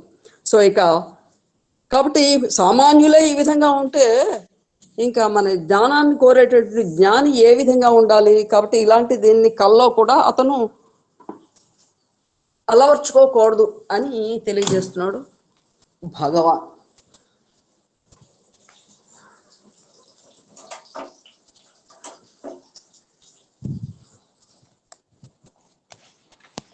ఇంకా మూడవది అహింస. ఇది కూడా చాలా ప్రధానమైన గుణం. ఇతరులను బాధించుట, కష్టము కలిగించుట, చింతనలను చిక్కించుట ఇత్యాది వృత్తులు హింస అని అందరూ.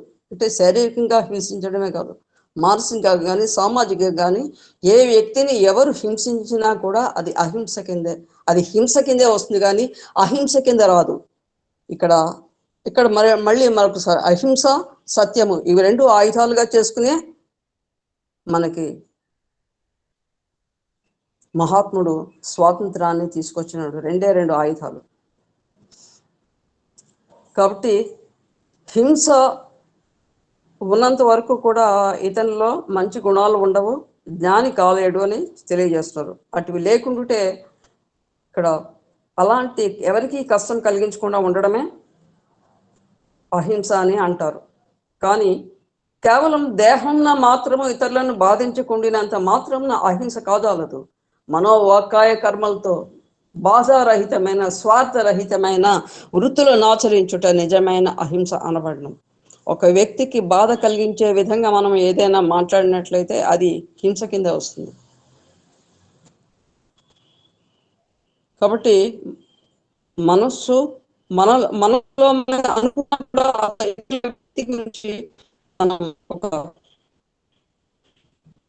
భావాలు కలిగి ఉన్నప్పటికీ కూడా హింసించాలి. కాబట్టి శారీరకంగా కానీ మానసికంగా కానీ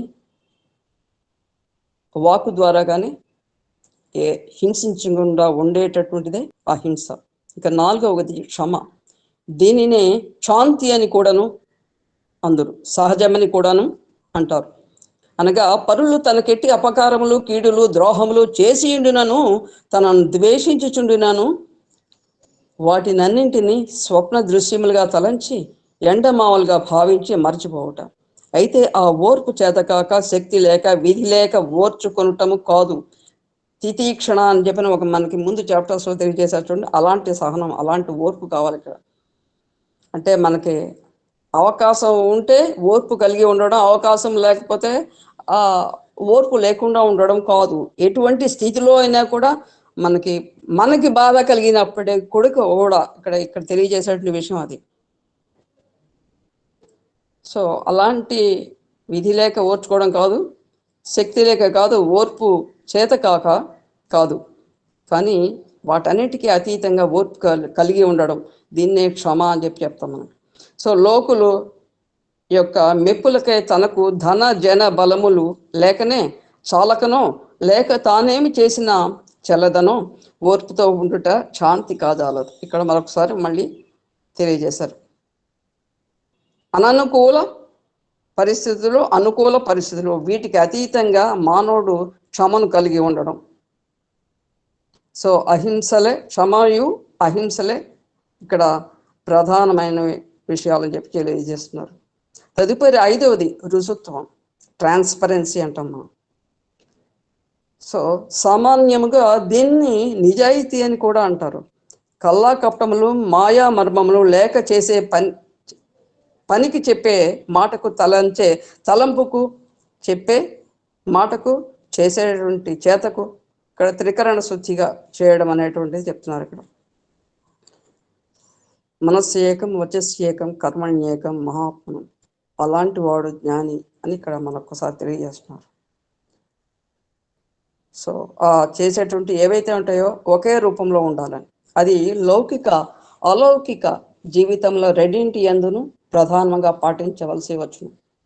ఇది బహుశా అదంభిత్వము యొక్క మరొక పాదముగా తెలియచున్నది. ఇక్కడ అదంభిత్వం అంటే అభిమానం లేకుండా ఉండడం అని చెప్పుకున్నాం కదా, దానికి ఇది ఒక మరొక లక్షణం. ఇంకా 6వది ఆచార్యోపాసన. లౌకిక విధులకు ఎట్లు గురువు అవసరమో వేదాంత విద్యలకు కూడా ఇది అవసరము. గురుభక్తి వలన గురువునకు కలిగిన శిష్య వాత్సల్యము శిష్యుని ఉత్తమ స్థితికి తేగలదు. అయితే గురి లేని గురుత్వము భ్రష్టమైపోవును. దూడను చూచిన ఆవు చేపుకు విడచినట్టులా శిష్యుని చూసి గురువు అనుగ్రహమును అందించవలను. భగవంతుని పొందగోరుటకు మోక్ష ప్రాప్తి నొందుటకు గురు బోధలే ఆధారములు అని తెలిపారు భగవంతుడు. ఇక్కడ బెస్ట్ ఎగ్జాంపుల్ కృష్ణార్జునుడు. ఇక్కడ ఎలాంటి గురువు, అద్భుతమైన గురువు ఆయన, సృష్టికర్త. ఈ శిష్యుడు ఈయనకి మానవ జాతికి మొత్తానికి ప్రతినిధి. వీరిద్దరూ కూడడం వల్లనే ఇలాంటి అద్భుతమైన గ్రంథరాజం అని చెప్పచ్చు మనకి. అక్కడ వ్యాసుడు వీళ్ళు చెప్పింది ఒక 15 నిమిషాలు ఎంతో ఉండొచ్చు అని చెప్పారు మనకి, జస్ట్ మనకి మహానుభావులు చెప్పినటువంటిది. కానీ ఇంత విశదంగా విశ్లేషణ చేసినటువంటి వాడు వ్యాస మహర్షి. సో ఆయన కూడా మనం ఇక్కడ ఈ సందర్భంగా స్మరించుకోవాల్సినటువంటి అంశం. సో ఆ యొక్క ఋషుల్లో మునీశ్వరులో వ్యాసుడు కూడా నేనే అంటే భగవంతుడు ఏదైతే చెప్పాడో వ్యాసుడికి ఆయన కృష్ణ పరమాత్మకి అభేదము అని కూడా మనకు తెలియజేశారు. కాబట్టి ఒక గురువు అనేటువంటి వాడు ఎలా ఉండాలి అనేటువంటిది ఇక్కడ మనకు చాలా చక్కగా తెలియజేశారు. గురు శుశ్రూష చేయాలి, శిష్యుడు జ్ఞానాన్ని కోరుకున్నవాడైతే, నిజమైన జ్ఞానం కావాలి, ఆధ్యాత్మిక జ్ఞానం కావాలి అంటే, పరమాత్మ తెలుసుకోవాలి అంటే ఒక మంచి గురువుని, సద్గురువుని చేరాలి. ఇక్కడ పరమాత్మ కంటే ఎవరు? సో అదేవిధంగా ఇక్కడ మనం చాలామంది భక్తులు భగవాన్ని చేరినప్పుడు అందరూ అన్ని లౌకికపరమైన కోరికలే కోరుతారు, కానీ ఆధ్యాత్మిక జ్ఞానం కావాలని ఎవరు కూడా కోరటం లేదని స్వామి అనేక సందర్భాల్లో మనకి తెలియజేయడం కూడా జరిగింది. కాబట్టి ఇక్కడ మనకి లౌకిక విషయాలు ఉండినా అది దాని మీద తామరాకుపై నీటి బొట్టులో ఉండడం తప్ప, సో అసలైన జ్ఞానం, ఆధ్యాత్మిక జ్ఞానం అనేది తెలుసుకోవడం మానవుడి యొక్క ఉత్తమోత్తమైన లక్షణము, జ్ఞాని యొక్క లక్షణం అనేది ఇక్కడ మనకు మరొకసారి తెలియజేస్తున్నారు. ఇక 7వది శౌచము. ఇది చాలా అత్యద్భుతమైనది. శౌచం గురించి కూడా ఇంతకుముందు అధ్యాయాలు కూడా స్వామి వారు తెలియజేశారు. శౌచము, శుభ్రత. అందులో ఈ రోజుల్లో మనకి కరోనా మహమ్మారి అత్యద్భుతంగా తెలియజేసింది శుభ్రత అనేది. ఎవరైతే ఆ యొక్క శుభ్రతని పాటించలేదో, అయితే కొంతమంది పాటించినప్పటికీ కూడా ఆ శాతం చాలా తక్కువగా ఉంది. ఆ ఇంటరాక్షన్ ఏదైతే ఉందో వాళ్ళతోటి, ఆ రోగిష్టి వాళ్ళతోటి చేసినటువంటి దాంతో వీళ్ళు మళ్ళీ అదే బట్టలతో రావడం, సో కాళ్ళు చేతులు శుభ్రంగా కడుక్కోకపోవడం, ఇవన్నీ కూడా పూర్వకాలం వాళ్ళు భోజనం చేయాలంటే ఫస్ట్ కాళ్ళు కడుక్కోవడం, ముందర అక్కడ బయట ఆ నీళ్లు పెట్టేవాటండి. కాళ్ళు చేతులు శుభ్రంగా కడుక్కున్న తర్వాత అతను లోపలికి రావాలి. సో క్రిమి కీటకాదులు వాళ్ళకి తెలియకుండానే వాళ్ళ ద్వారా ఆ యొక్క దుమ్ము ధూళిలో ప్రవేశించి లోపలికి ప్రవేశిస్తూ ఉంటాయి. కాబట్టి శౌచం అనేది, అదేవిధంగా క్రిమి కీటకాదులే కాదు, అలాంటి అశౌచం ఎప్పుడైతే ఉందో అది మనస్సుకు కూడా పట్టేస్తుంది. సో మాలిన్యం అనేది అక్కడ చాలా అతి సూక్ష్మమైనది. సో ఎప్పుడైతే మనస్సుకు పట్టించిందో ఆ జ్ఞానం అనేది దూరం అయిపోతుంది. కాబట్టి ఇక్కడ శౌచానికి చాలా ప్రాధాన్యత ఇచ్చినటువంటి వారు స్వామి. సో కాబట్టి బాహ్య శౌచమే కాక అంతర్ శౌచము ప్రధానమైంది. అదే అంతఃకరణ శౌచము. రాగద్వేషాలు కానీ, కామక్రోధములు కానీ, లేక సాత్వికమైన దైవీ గుణములు విరాజిల్లినప్పుడు అట్టి దాన్ని అంతఃశౌచం అని చెప్పవచ్చు. దేహమును జలము వలన, మనస్సును సత్యము వలన, జీవాత్మను విద్యా తపస్సుల వలన, బుద్ధిని జ్ఞానము వలన శుద్ధి చేసుకొనవలను. ఇక్కడ దేన్ని ఏ విధంగా శుద్ధి చేసుకోవాలో ఇక్కడ చాలా చక్కగా క్లియర్గా మనకి విశదీకరించారు భగవాన్. దేహాన్ని జలంతో, మనస్సుని సత్యం అనేటువంటి, సత్యం భ్రుయాత్ ప్రియం భ్రుయాత్ నా భ్రుయాత్ అప్రియం సత్యం. సో ఇలాంటి భావాలు మనలో ఏర్పడాలి అంటే దానికి శౌచం అనేది ఆ యొక్క అంశం చాలా ముఖ్యమైనదని తెలియజేస్తున్నారు. ఇక్కడ తపస్సు, స్వాధ్యాయం, ఈశ్వర ప్రణిధానం ఈ 3 కూడా చాలా ముఖ్యమైనది కర్మయోగికి. సో 8వది ఇంకా స్థైర్యము. చపల చిత్తం లేకుండా నిమిషంకి ఒక భావము, దినమునకు ఒక ఆట కాక ఏదైనా మంచిదని విశ్వసించిన తర్వాత ఎన్ని ఇక్కట్లు సంభవించను సాధకుడు పట్టు వదలక శ్రద్ధతో అనుష్ఠించవలను. దీన్నే దీక్ష అని కూడా అందరు. దౌర్బల్యము పనికి రానిదని దీని అంతరార్థం. దీనికే భగవంతుడు మొట్టమొదటి ఆయన పలుకే ఈ యొక్క భగవద్గీతలో ఇది చెప్పాడు. క్లైబ్యం హృదయ మాస్మగమః పార్థ అన్నాడు. ఆ పీకితనం ఏ విధంగా వస్తుందయ్యా బాబు నీలో, ఆ హృదయ దౌర్బల్యం ఏ విధంగా ఉంది నీకు సూట్ కాదే ఈ లక్షణం. వీరుడివి నువ్వు, సూర్యుడివి, ఎన్నో విషయాల్లో చక్కటి విజేతవి, విజయుడివి, సో ధనంజయుడివి, ఈ విధంగా చెప్పుకుంటూ వచ్చాడు ఆయన. కాబట్టి ఆ ఫస్ట్ చెప్పడమే దెబ్బ దాని మీద వేశాడు ఆయన. నీలో ఇప్పుడు ఉండాల్సినటువంటి లక్షణం కాదు, అసలు ఎప్పుడు ఉండాల్సిన లక్షణం కాదు అది, అందులో ఈ సందర్భంలో అని ఇక్కడ ఇలాంటిది జ్ఞానికి కావాల్సినటువంటిది ఏదైతే ఇక్కడ చెప్పారో, ఇక్కడ ఒక చిన్న మనం ఎగ్జాంపుల్ చెప్పచ్చు. ఇక్కడ సమాజంలో అనేక మందికి అనేక కష్ట నష్టాలు వస్తుంటాయి. అప్పుడు వాళ్ళ యొక్క హృదయ దౌర్బల్యము వాళ్ళని అనేక విధాలుగా ప్రేరేపిస్తూ ఉంటుంది. ఆ కష్టాన్ని ఏ విధంగా అధిగమించాలి అనేది కాదు అక్కడ ఆలోచన వాళ్ళది. సో ఏ విధంగా ఈ యొక్క జీవితాన్ని అంతం చేసుకోవాలని చెప్పి చూస్తుంటారు. జీవితాన్ని అంతం చేసుకుంటే అయిపోయిందా? సో అది కాదు కదా. ఇక్కడే మనకి మహాత్ముడు ఒక చక్కని అద్భుతమైన సేయింగ్ ఇచ్చాడు. The God has given this life, only he has right to take it away. So భగవంతుడు ఇచ్చినటువంటి అద్భుతమైన జీవితాన్ని పండించుకోవడం చేతగాక ఎందుకని అనేక మంది అనేక విధాలుగా పాపం వాళ్ళకి అంగవైకల్యం ఉన్నప్పటికీ కూడా వాళ్ళలో మనోవైకల్యం లేదు కాబట్టి చాలా చక్కగా జీవిస్తున్నారు, అద్భుతంగా రాణిస్తున్నారు, పాటల్లో రాణిస్తున్నారు, చక్కని జీవన విధానం కలిగించుకున్నారు, ఉత్తమమైన స్థాయిని వాళ్ళు పొందగలిగారు. అంటే వాళ్ళలో ఈ యొక్క మనోదౌర్బల్యం అనేటువంటి యొక్క ఏదైతే ఉంటుందో ఆ డిస్క్వాలిఫికేషన్ అనేది లేదు కాబట్టి వాళ్ళలో ఒక మంచి క్వాలిఫికేషన్ ఉంది కాబట్టి వాళ్ళకి మంచి అర్హత ఉంది కాబట్టి జ్ఞానం అనేది ఉంది. సో వాళ్ళ యొక్క జీవితాన్ని పండించుకుంటున్నారు అని కూడా మనం ఈ సందర్భంగా తెలియజేసుకోవచ్చు. కాబట్టి భగవంతుడు ఇచ్చినటువంటి జీవితాన్ని అత్యద్భుతంగా ఏ విధంగా మలుచుకోవాలో దాన్ని తెలుసుకున్నటువంటి వాడే జ్ఞాని. కాబట్టి స్థైర్యం అనేటువంటి స్థైర్యాలు అది జ్ఞానికి ఉండాల్సిన లక్షణాలు అని చెప్పింది. దాంట్లో 8వ అంశంగా చెప్పారు మనకి. ఇంకా 9వది ఇంద్రియ నిగ్రహం. నీ కొరకు ఇంద్రియములు ఉన్నవి కానీ నీవి ఇంద్రియముల కొరకు లేవని తలంచాలను, వాటికి దాసుడు కాక నీకు అవి దాసులగినట్లు చేసుకునవలనని బోధించారు. ఇక్కడ చాలా ఇంద్రియాలు అది చాలా మెయిన్ అనమాట, కీ రోల్ పోషిస్తుంది. ఇది కూడా వన్ ఆఫ్ ద మేజర్ అనమాట, మేజర్ రోల్. ఇక్కడ don't try to master others, master yourself, your own senses అని భగవాన్ భక్తులకి తెలియజేసినటువంటి అంశం. ఇదే విధంగా జస్ట్ ఒకసారి మనం స్వామి వివేకానంద గురించి ఆయన జీవితంలో జరిగిన అంశాలు, ఆయన్ని అనేక మంది ఆయన యొక్క స్ఫురద్రూపి మంచి జ్ఞాని, చక్కని వాగ్ధాటి ఇంత చూసి సాధారణంగా ఎవరైనా కూడా అట్రాక్ట్ అవుతుంటారు. కొంతమంది శ్రీమూర్తులు కూడా ఈయన యొక్క బాహ్య స్వరూపాన్ని చూసి వాళ్ళు ఆకర్షితులై స్వామి వారికి దగ్గర చేరబోతుంటే ఆయనే దూరం వెళ్ళిపోయాడు.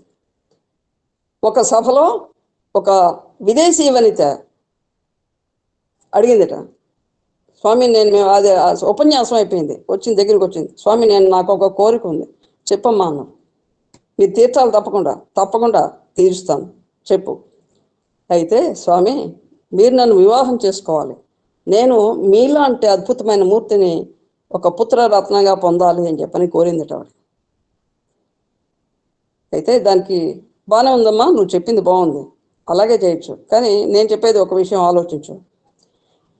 నీకు 7 తరాల వారు అంతకితం ఉన్నారు, వారి యొక్క ఏదైతే ఉంటాయో ఆ జీన్స్ నీలో ప్రవేశించవచ్చు. వారికి అంతకితం ఇప్పుడు బాగున్నావు, నువ్వు చక్కగా ఉన్నావు, చాలా మంచి అందంగా ఉన్నావు, మంచి బుద్ధి ఉంది నీకు.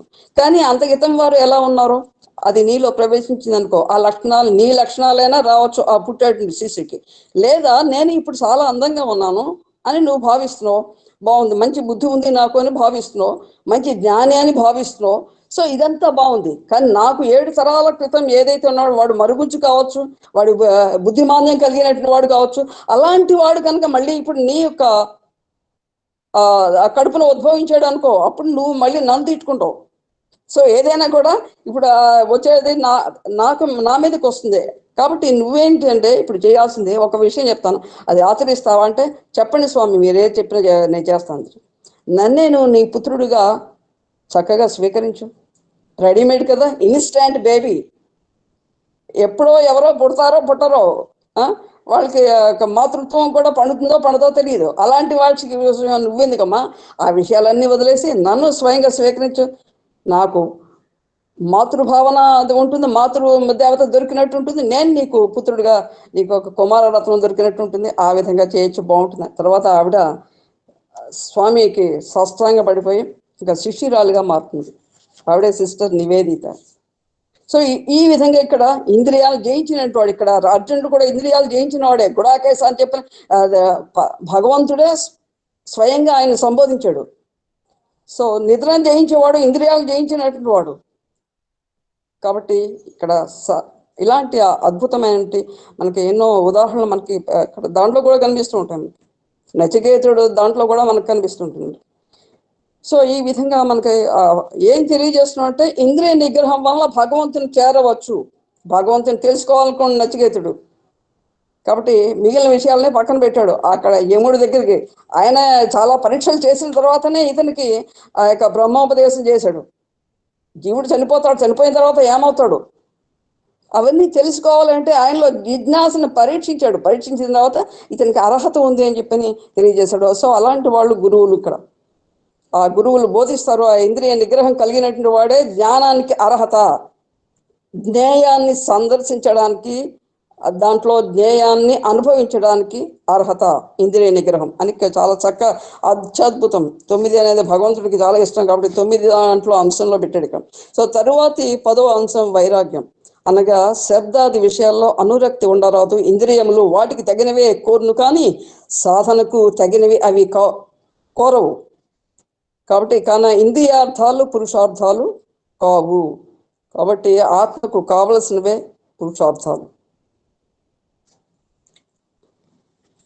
కాబట్టి పురుషార్థాలు చతుర్విధ పురుషార్థాలు ధర్మ, అర్థ, కామ, మోక్ష.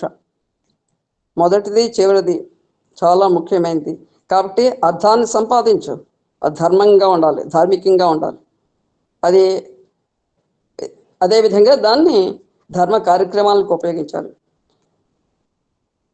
కామం కోరికలు ఉండొచ్చు, ఆ కోరికలకు కూడా ఆ ధర్మంతో ముడిపడి ఉండాలి.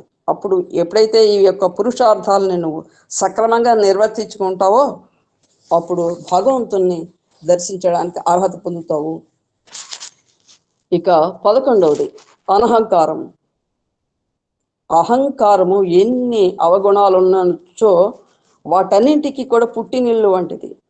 అహంకారి మంచి, పుణ్యము, పాపము, సత్యము, దైవము ఏవీ లేవు అహంకారికి.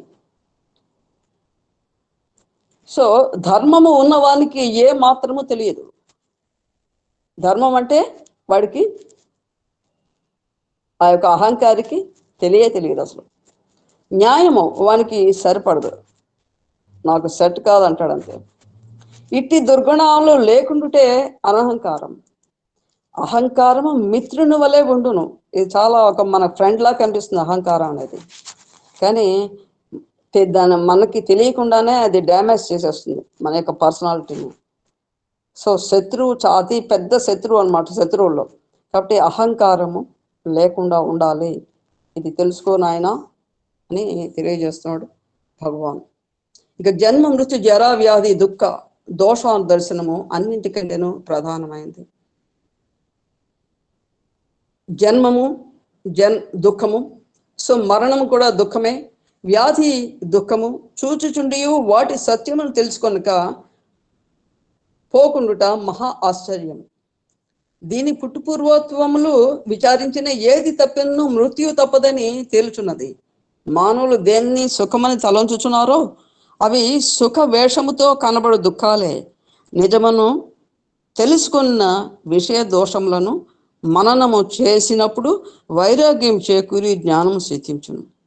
కాబట్టి వీటన్నింటికి కూడా మనం జనన, మరణ, జర, వ్యాధి ఇవన్నీ కూడా దుఃఖోపవేతమైన ఈ శరీరం ఉన్నంత వరకు కూడా ఇవి మనని తరుముతూనే ఉంటాయి. అయితే వీటికి అతీతంగా ఎవరైతే రామకృష్ణ పరమహంసలాగా, ఒక రమణ మహర్షిలాగా, సో అయితే వారికి మాత్రం వారు మహర్షులు అండి, వారు గొప్పవారు అని చెప్పి అనుకోకుండా సామాన్యులు కూడా అని అనుకునే ప్రతి ఒక్కరికి కూడా ఎవరికైతే దర్శనం కావాలనుకుంటారో, జ్ఞేయంను సందర్శించాలనుకుంటారో వారందరికీ ఉండాల్సినటువంటిది ఈ యొక్క వీటికి అతీతంగా ప్రవర్తించాలని చెప్పని ఇక్కడ మనకి తెలియజేస్తున్నాడు భగవాన్. కాబట్టి దీన్ని ఒక వైరాగ్యముగా కూడా మనం చెప్తాం అనమాట. వాటికి అతీతంగా ఉండడమే. వస్తుంటాయి, శరీరం అన్నాక రాకుండా చెట్టుకి మానికి వస్తాయని చెప్పని అంటూ ఉంటాం కదా, ఆ విధంగా. సో కనుక అర్జున, ఈ జన్మ, మృత్యు, జరా, వ్యాధి, దుఃఖ దోషం నుండి విముక్తుడు కమ్ము. వీటి గురించి ఆలోచించుకు నాయన, నువ్వు చేయాల్సిన పని చెయ్యి అని బోధించారు. సో ఎంతో ప్రేమతో, ఇక్కడ చూడండి, ప్రేమ స్వరూపుడు కాబట్టి శిష్యుడికి చాలా ప్రేమగా బోధించారు. Is the embodiment of love. తదుపరి ఆసక్తి. చూచినవన్నయు కావాలనయు ఆశయే ఆసక్తి. దీనికి కారణము మమకారము.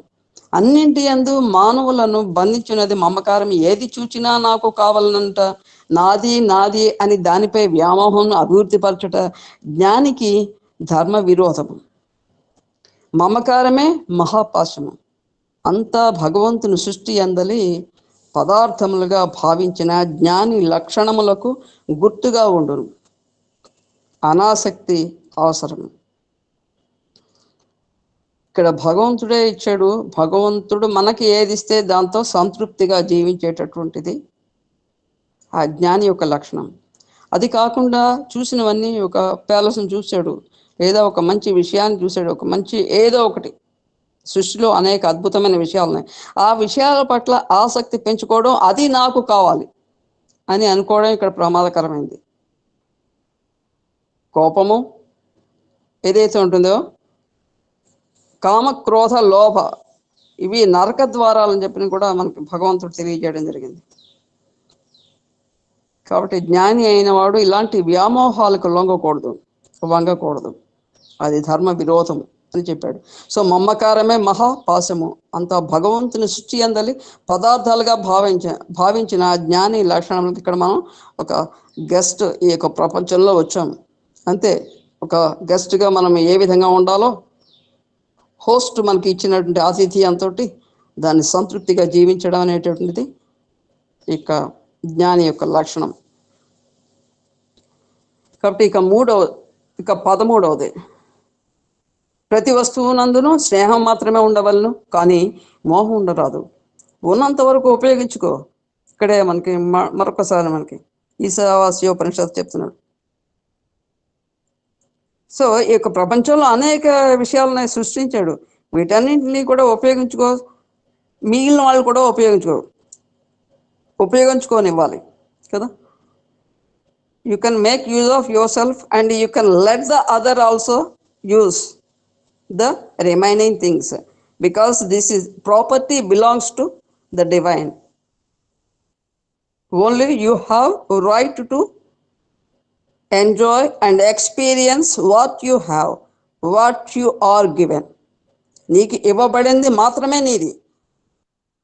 అంత ధన రాశులు కావచ్చు, ఏదైనా సౌందర్య రాశులు కావచ్చు, ఏవున్నా కూడా అది నీకు సంబంధం లేదు. ఇది జ్ఞానికి ఉండాల్సిన ముఖ్యమైన లక్షణం. సో మోహం ఉండొద్దని చెప్పని ఇక్కడ తెలియజేస్తున్నారు. సో కానీ ఇక్కడ అంతేగాని వాటి కొరకే నీ జీవితం అంకితం చేయకూడదు. అది కావాలి అనుకుని ఉన్న జీవితాన్ని వృధా చేసుకోవడం చాలా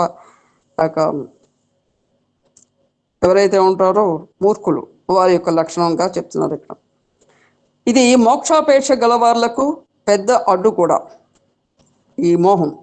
సో ఎన్ని సంపాదించిన కడకు అన్నీ కూడా ఒక పరి వదిలిపోక తప్పదు. ఇక్కడ అలెగ్జాండర్ ది గ్రేట్ సూచించాడు, ప్రపంచాన్ని జయించాడు. చివరికి నాయన నేను ఏది తీసుకెళ్ళలేను, ఇది నాకు సింబాలిక్గా నువ్వు చూపించండి మీరు అని చెప్పిన సైనికులకు చెప్పి ఆ చేతులు రెండు ఆయన పోయిన తర్వాత ఆకాశం వైపు చూసే విధంగా, ఏమి వట్టి చేతులతో పోతున్నాను, ఏమి కూడా తీసుకెట్టలేదని చెప్పి తెలియజేశాడు. కాబట్టి ఇక్కడ ఎంతమంది రాజులు కావచ్చు, మహాత్ములు కావచ్చు, ఎవరు కూడా వెళ్ళేటప్పుడు ఆయన ఉన్నంత వరకు ఇక్కడ మనం ఒక్క విషయం తెలుసుకోవచ్చండి. మనం ఉన్నప్పుడు ఏం చేస్తున్నాం? ఇక్కడ భగవంతుడు ప్రతి ఒక్క జీవిని కూడా ఒక పర్పస్ తోటే భూమి మీదకి వదిలాడు. కాబట్టి ఉన్నప్పుడు ఏం చేస్తున్నావు మనం? అప్పుడెప్పుడో వచ్చే జన్మలో ఏదో చేస్తానంటే ఉన్న జీవితాన్ని నువ్వు ఉద్ధరించుకోలేకపోతున్నావు, వచ్చే జీవితాన్ని ఉద్ధరించుకోగలవు అని చెప్పని ఏ విధంగా చెప్పగలుగుతావు? అది చాలా అసాధ్యం కూడా. ఇప్పుడు ఉన్నటువంటి విషయాలు మనం ఏ విధంగా ఎంత అక్కడ అద్భుతంగా మనం జీవితాన్ని జీవిస్తున్నాం అనేటువంటిది చాలా అత్యద్భుతంగా ఇక్కడ మనం ప్రశ్నించుకోవాలని చెప్పిన ఇక్కడ భగవంతుడు తెలియజేస్తున్నాడు. ఏదో ఒకటి, అనేక మంది మనకి అద్భుతమైన మూర్తులు ఉన్నారు, వాళ్ళందరూ మనకి ఇచ్చేసి వెళ్ళిపోయారు, వాళ్ళు ఏమీ కోరుకోలేదు. అదేవిధంగా మనం కూడా ఇక్కడ భూమి మీదకి వచ్చాం కాబట్టి ఏదో ఒకటి చేసేసి వెళ్ళాలి. ఎవరిని సాధించి చనిపోయి సాధించడం కాదు, బతుకుండగా ఏదో ఒకటి సాధించి ఆ యొక్క సమాజానికి ఇచ్చేసి వెళ్ళిపో. ఇక్కడ చాలా అత్యద్భుతమైన మెసేజ్ మనకి ఇస్తున్నాడు స్వామి. కాబట్టి ఎన్ని సంపాదించినా కూడా నువ్వు తీసుకెళ్లేది ఒక పూచిక పుల్ల కూడా ఉండదు నాయన నీతోటి. రెండు ఉంటాయట, ఆ మనస్సు బుద్ధి అనేటువంటి అవి ప్రయాణం చేస్తుంటాయి. ఒక తదుపరి జన్మ కనుక ఉన్నట్లు అయితే ఆ యొక్క జీవికి. సో ఈ వీటితో ఇప్పుడు సత్కర్మాలు చేసుకున్నాం, మంచి కార్యక్రమాలు చేసుకున్నాం, ఈ యొక్క మనసు నీకు ఉంటుంది. ఇంకా అంటే పరిపక్వం కావడానికి మనకు మంచి అవకాశం ఉంటుంది. మరి చిన్న చిన్న పిల్లలు ఉంటారు, వీళ్ళు భగవద్గీత కంఠోపాఠం వీళ్ళకి ఎలా వచ్చిందని అంటే అంత ముందు వాళ్ళు ఆ యొక్క సాధన చేశారు. కాబట్టి ఒక చిన్న చిన్న పిల్ల శ్రీనిధి అనే అమ్మాయి, ఒక అమ్మాయి చాలా చక్కగా అద్భుతంగా పడుతుంది. 3 ఏళ్ళప్పుడే రకరకాల రాగాలన్నీ కూడా ఆమె సంగీతంలో చాలా నిష్ణాతురాలుగా చెప్పగలిగేదిట ఆ రాగం వినగానే. సో ఎలా వచ్చింది, అంతకు ముందు జన్మలో ఆమె సంగీత సాధన చేసి ఉంటుంది. కాబట్టి ఈ విధంగా ఎవరైతే ఉంటారో వీళ్ళు అలాంటి మంచి భావాలను ఏర్పరచుకున్నట్లయితే చాలా అత్యద్భుతంగా ఉంటుంది ఇక్కడ ఇహంలోనూ పరంలోనూ కూడా. కాబట్టి పుట్టక పూర్వం ఈ ప్రపంచ సంబంధాలు, వస్తు వాహనాలు మానవునికి ఉండవు. వచ్చిన తరువాత ఆ వస్తు వాహనాలు, బంధు బలగములు అతనికి ఉండవు. మధ్యలో ఆడుకును ఆటయే ఈ లోక సంబంధము. అందువలన so life is a game, play it, enjoy it అని భగవంతుడు తెలియజేసిన విధంగా. కాబట్టి ఈ యొక్క ఆటలో మనం చక్కగా పాల్గొందాం అని జ్ఞానికి చెప్తున్నాడు, బోధిస్తున్నాడు పరమాత్మ అని అనుకోవయ్యా ఓ జ్ఞాని అని. కాబట్టి 3 రోజులు ముచ్చటైన ఈ మోహం నీకు పనికిరాదు. ఆసక్తి వలన అంతఃకరణము మాలిన్యము కాగలదు. మాలిన్యమైన అంతఃకరణం కలవాడు మోక్షానికి అర్హుడు కాదు, పొందలేడు, పొందజాలడు.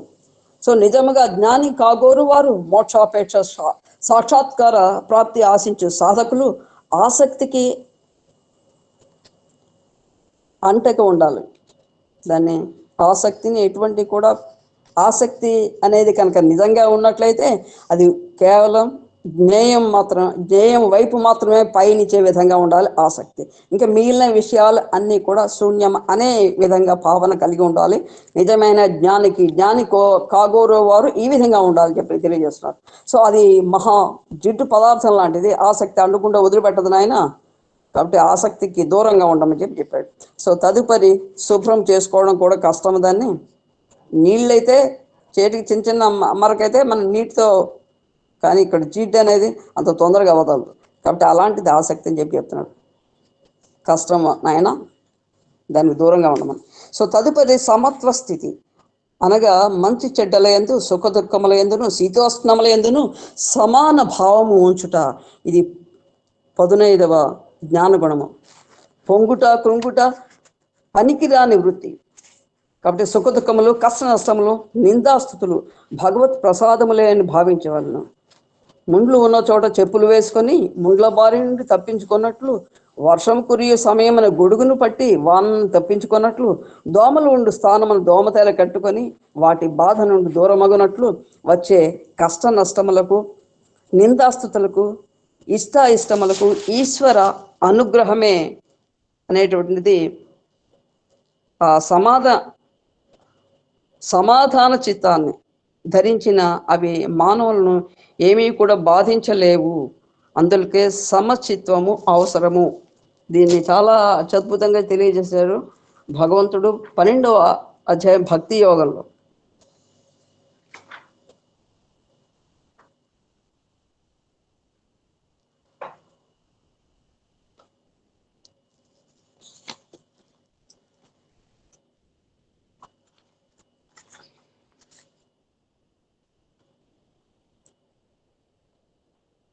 సాయిరామ్. ఇక్కడ అథ చిత్తం సమాధాతుం న శక్నోషి మయి స్థిరం అభ్యాస యోగేన తతః మామిచ్ఛాప్తుం ధనంజయ. మనస్సును సుస్థిరంగా నాయందు నిలపడానికి సమర్థుడు కానుచో అర్జున, అభ్యాసం ద్వారా నన్ను పొందడానికి ప్రయత్నించు అని చెప్పి తెలియజేస్తూ ఇక్కడ ఏదైతే ఉన్నాడో అద్వేష్ట సర్వభూతానం మైత్ర కరుణ ఏవచ నిర్మమో నిరహంకార సమదుఃఖ సుఖక్షమి సంతుష్ట సతతం యోగి యథాత్మా దృఢ నిశ్చయ మయ్యర్పిత మనోబుద్ధి యోమద్భక్త సమే ప్రియ. ఇది కదా, ఎవరి ఎందుకు కూడా ద్వేష భావం కలిగి ఉండకుండా ఉండడం, కరుణ కలిగి ఉండడం, ఎటువంటి మమకారము అహంకారాలు లేకుండా ఉండడం, అక్కడ సుఖాలు దుఃఖాల యందు సమభావం కలిగి ఉండడం, క్షమాగుణాన్ని కలిగి ఉండడం, ఇవన్నీ కూడా ఏ భక్తుని యొక్క లక్షణాలని మనకు తెలియజేశారు. అదేవిధంగా అలాంటి లక్షణాలు ఉన్నట్లయితే జ్ఞాని దానికి జ్ఞానాన్ని పొందడానికి, జ్ఞేయాన్ని సాక్షాత్కరింపజేసుకోవడానికి అర్హుడు. ఇలాంటి సమచిత్వాన్ని ఇక్కడ అలవర్చుకోమని చెప్పి తెలియజేస్తున్నారు. ఇంకా అన్య భావన లేని భక్తి కలిగి ఉండటం, సంకట సమయమున వెంకటరమణను తలంచి సుఖము ప్రాప్తించగానే శ్రీనివాసుని చిత్తం నుండి తొలగించుట వంటిది కాదు. లేక నోరు చెడినప్పుడు రుచి కొరకై ఏవైనా పుల్లటి ఊరగాయలు నంజుకొనినట్టులా అప్పటికప్పుడు ఉపయోగపెట్టు వ్యంజనము వంటిది కాదు. ఏమి వచ్చినను సర్వకాల సర్వావస్థల యందును భగవంతునితో విభక్తుడు కానివాడుగా ఉండాలి. అట్టి అనన్య యోగమునే అన్య భావన లేని అనన్య భక్తి అని అందరు. ఏ పని చేసినా, ఏ మాట్లాడినా, ఏ పాట పాడినా భగవంతుని అనురక్తి కలిగినదే అనన్య భక్తి. ఇక్కడ భక్తి గురించి చాలా అత్యద్భుతంగా తెలియజేశారు భగవంతుడు. కాబట్టి మనకు కష్టాలు వచ్చినప్పుడో, నష్టాలు వచ్చినప్పుడో, లేదా మనకి ఏదైనా కావాలనుకున్నప్పుడు భగవంతుని కోరడం. అంటే భక్తుల్లో కూడా 4 రకాలు చెప్పారు కదా: ఆర్తుడు, అర్ధార్థుడు, జిజ్ఞాసువు, జ్ఞాని. నువ్వు జ్ఞాని కావాలనుకున్నావు, లేకపోతే మిగిలిన 3 రకాలుగా ఉండేసి అంతవరకే ఆగిపోతావా, నువ్వే తేల్చుకోమని చెప్పేశాడు. ఇక్కడ ఇంకొకటి ఏంటంటే చాలా అత్యద్భుతమైన విషయం ఇది, ఏకాంత వాసన. ఇక్కడ మనకి ఈ గుణం ఏం చెప్తున్నాడు ఇక్కడ, ఏకాంత వాసం కలిగి ఉండడం. దీని యందు అభిరుచి కలిగి ఉండవలను.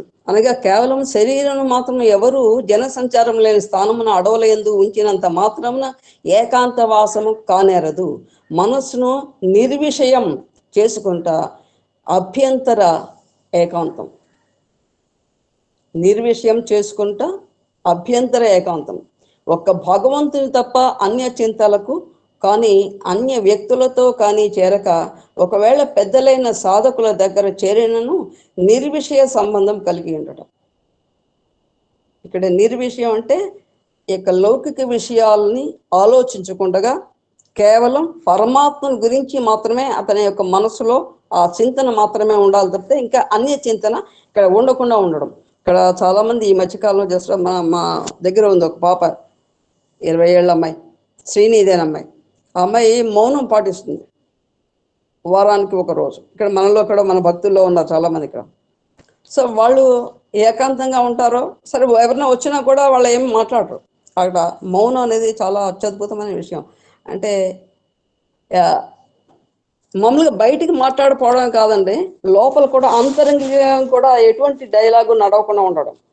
ఆ కమ్యూనికేషన్ ఎటువంటి ఏదైతే ఉంటుందో అది నడవకుండా ఉండేటటువంటిదే అది ఏకాంతం అని కూడా చెప్పచ్చు మనం. ఇక్కడ ఎవరో అక్కడ ఋషులు వాళ్ళు ఉన్నారు, మునీశ్వరులు ఉన్నారు, అడవుల్లో పోయారు, వాళ్ళు తపస్సులు చేశారు అనడం కాదు. ఇప్పుడు మనకి ఈ యొక్క ఈ ప్రపంచమే ఒక అరణ్యము.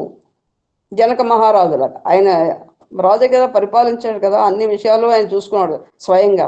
కానీ నిర్వికారంగా ఆయన నిర్వర్తించారు కాబట్టి ఆయన రాజర్షిగా కూడా ఆయన్ని పిలుస్తూ ఉంటారు. కాబట్టి అలాంటి లక్షణం కలిగి ఉన్నట్లయితే ఇక్కడ ఏకాంత వాసము, మౌనము, భగవత్ చింతన. ఏకాంత వాసము అంటే 10 మందిలో నువ్వు ఉన్నా కూడా నువ్వు ఒక్కడిగానే భావించుకోవాలి. అంటే ఇతరులతోటి ఆ సంగత్వం అనేది లేకుండా ఉండడం అనేటువంటిది ఇక్కడ అత్యద్భుతమైన క్వాలిటీగా జ్ఞానికి ఉండాల్సినటువంటి విషయం చెప్తున్నారు. వాళ్ళ విషయాల్లో మనం తలదూర్చడం, మనకి అవసరం ఉన్నా లేకపోయినా, లేదా వాటిలో మనకి కల్పించుకుని మాట్లాడుతూ ఉండడం, ఇవన్నీ కూడా జ్ఞానికి ఉండేసిన లక్షణాలు కాదు నాయన. జ్ఞాని ఎంత దూరంగా ఉంటే ప్రాపంచిక విషయాలకి జ్ఞానం అంత దగ్గర అవుతుంది. ఆ జ్ఞేయం ఏదైతే ఉంటో పరమాత్మ అనే యొక్క నువ్వు సందర్శించాలనుకుంటే కనుక అది అతను ఆ పరమాత్మ నీకు అంత దగ్గరగా ఉంటాడని చెప్పి జ్ఞానికి జ్ఞానాన్ని ఆ జ్ఞేయాన్ని సాధించేటువంటి విషయాన్ని చాలా అత్యద్భుతంగా ఇక్కడ మనకి చాలా అద్భుతంగా తెలియజేశారు భగవంతుడు ఈ విషయంలో. కాబట్టి నిర్విషయ సంబంధాన్ని కలిగి ఉండమని చెప్పని ఇక్కడ చెప్తున్నారు. సో మిగిలిన అంశాలు తదుపరి 24వ అంశంలో మీ తదుపరి వక్త స్వీకరిస్తారు. అది గోవింద కృష్ణ హరి గోపాల జయ జయ రాధ రమణ హరి గోపాల జయ జయ పాండురంగ హరి గోపాల జయ జయ పురాణ పురుష గోపాల జయ జయ గీతాచార్య భవ గోపాల జయ జయ.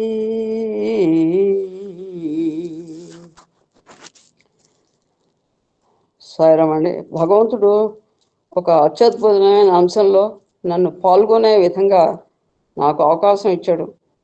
సో ఆ భగవంతుడికి, మన ఎమ్మెల్యన్ గారికి, ఈ యొక్క అహం సత్యబోధక సభ్యులందరికీ హృదయపూర్వక కృతజ్ఞతలు తెలియజేసుకుంటూ జై సాయిరామ్, జై సాయిరామ్, జై సాయిరామ్. ఇందులో ఒక రెండు విషయాలు చెప్పిన తర్వాత ఈరోజు ప్రాసెస్ అని చెప్పి time permits I review total academic time ఉంది. నా ముందు వాచ్ చూసుకునే మనం మాట్లాడుతాం. ఈ 13వ అంశం అండి, అంటే మా స్వామి చెప్పారు మనకు నచ్చదులేండి, పూజక పుల్ల కూడా వెంట తీసుకుని పోలేరు అన్నాడు. అది ఎందుకు తాపత్రయపడుతుందో నాకు అర్థం కాదు. రిటైర్మెంట్ అయిన తర్వాత కూడా ఇంకేమైనా ఉద్యోగం జరుగుతుందా అని తాపత్రయపడుతుంటాం.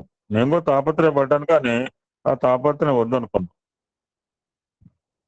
60,000 దిగిపోవాలంటే మీరు వేరే రాజకీయాలు ముడిపెట్టుకోండి 80-90 దాకా. Don't link with others. నిన్న పొద్దున నేను రాత్రి పెట్టాను. ఒక ట్యాక్సీ పేరు ఉన్నాడు, కళ్ళ మీద బొడవు.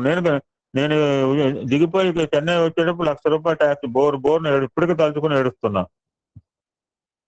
Tax pays tax with tears. అదే ఒక హెడ్ మాస్టర్ ఉన్నారు ఇక్కడ చంద్రమ్మ మన స్కూల్, మన దాంట్లో. వాడు 5-6 స్కూల్ మారింది, ఒక 10 సంవత్సరాలు చేసింది. స్కూల్ వెళ్ళిపోయినప్పుడు ఏం ఏడవలేదు. మరి ఆ ల్యాబొరేటరీ ఉంది, ఆ గ్రౌండ్ ఉంది, పెద్ద పెద్ద బిల్డింగ్స్ ఉన్నాయి, ఇన్ఫ్రాస్ట్రక్చర్ ఉంది. మరి ఎస్ ఇది విట్నెస్. అది తాపత్రం ఎందుకు పడతారో జనాలు అర్థం కాదు. ఈ గ్రూప్ లో వాళ్ళకి ఎవరికి తాపత్రం లేదు. తాపత్రం ఏమిటంటే నిన్న ఆయన అన్ని వేల డబ్బులు ఇస్తాడండి. డబ్బులు చెట్టుకు కాస్తున్నాయా? ఆ లలిత జ్యువెలరీ వాడు అంటాడు, డబ్బులు ఏమి చెట్టుకు కాస్తున్నాయండి? మనకైతే తాపత్రం వద్దండి. లాస్ట్ వన్ ఏకాంత వార్త ఇక్కడ చెప్తారు, head in the forest and hand in the society. తలకాయ తీసుకుపోయి అడవిలో పెట్టాలి, హ్యాండ్స్ మాత్రం సొసైటీలో ఉంచాలి. సో టుడే ఒక ప్రాశస్తమైన రోజు అండి. Try to know it. చేస్తామా చేయరా అని కాదు.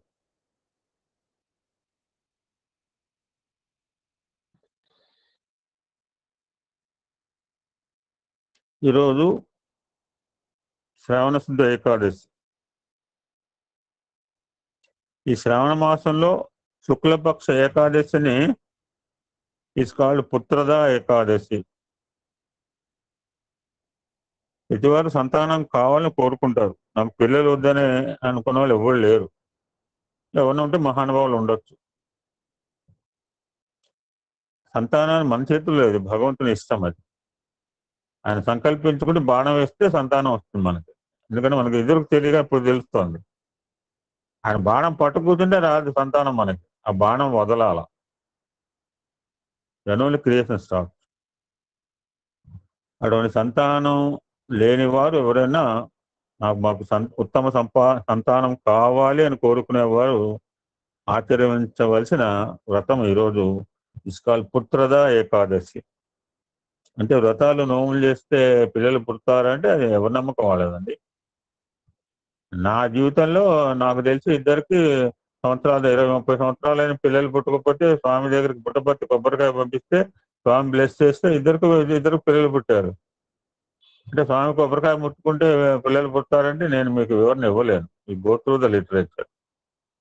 ఒళ్ళు అరటిపళ్ళు పడేస్తే తింటే ఆ 2 అరటిపళ్ళు తింటే 2 పిల్లలు పుట్టారు. So many are there. మన విశ్వాసమే ఆధారపడి ఉంటుంది. What is behind this Putrada Ekadashi?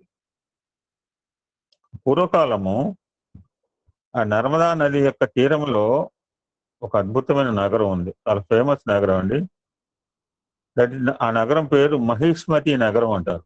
ఎందుకు ఇట్ ఈస్ సో ఫేమస్ అంటే కార్తవీర్యార్జునుడు పరిపాలించిన నగరం. మన దత్తాత్రేయ స్వామి వారు నడయాడి నగరం మహిష్పతి నగరం అంటారు. ఆ నగరాన్ని మహిజిత్ అనే ఒక రాజు పరిపాలించాడు. ఆయనకు వివాహం 16 సంవత్సరాలైన పిల్లలు పుట్టలేదండి. అన్ని ఉండి అది లేకపోతే లోటుగానే ఉంటుంది, పైకి చెప్పకపోవచ్చు. కానీ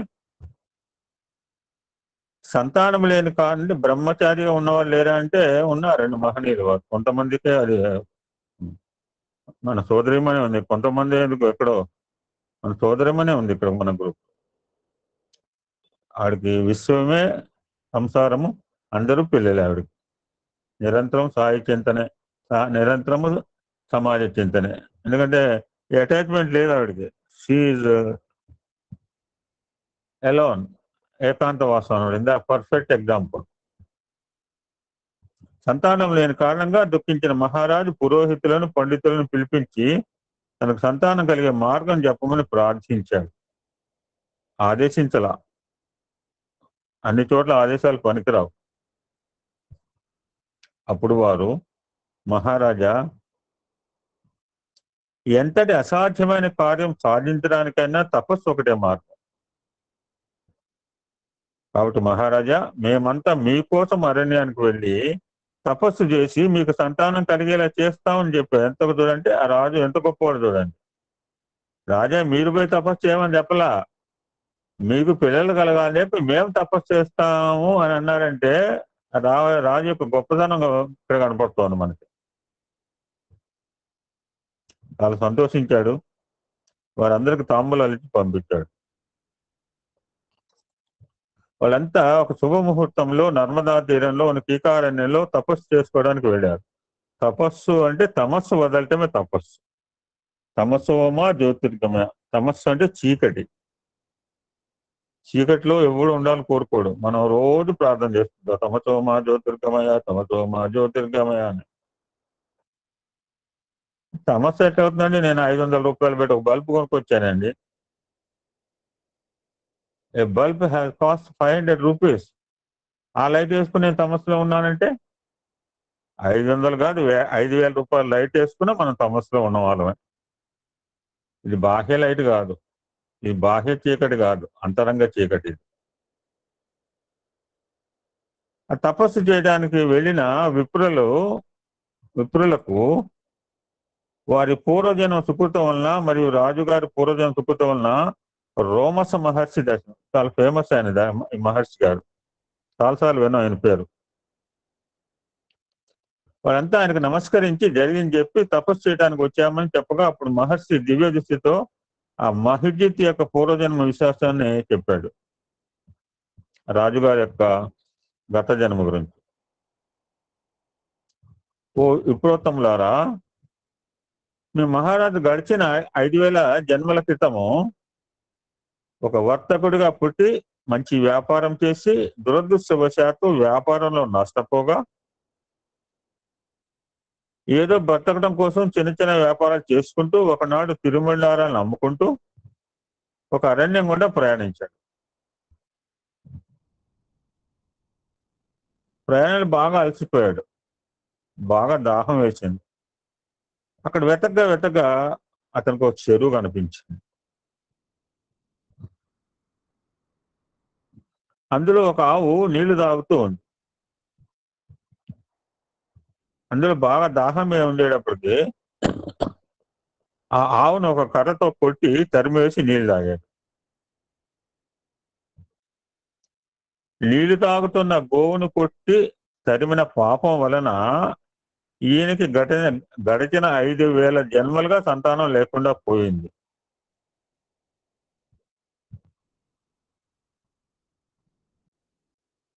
పూర్వజన్మలో ఇతడు అన్నదానం చేశాడు.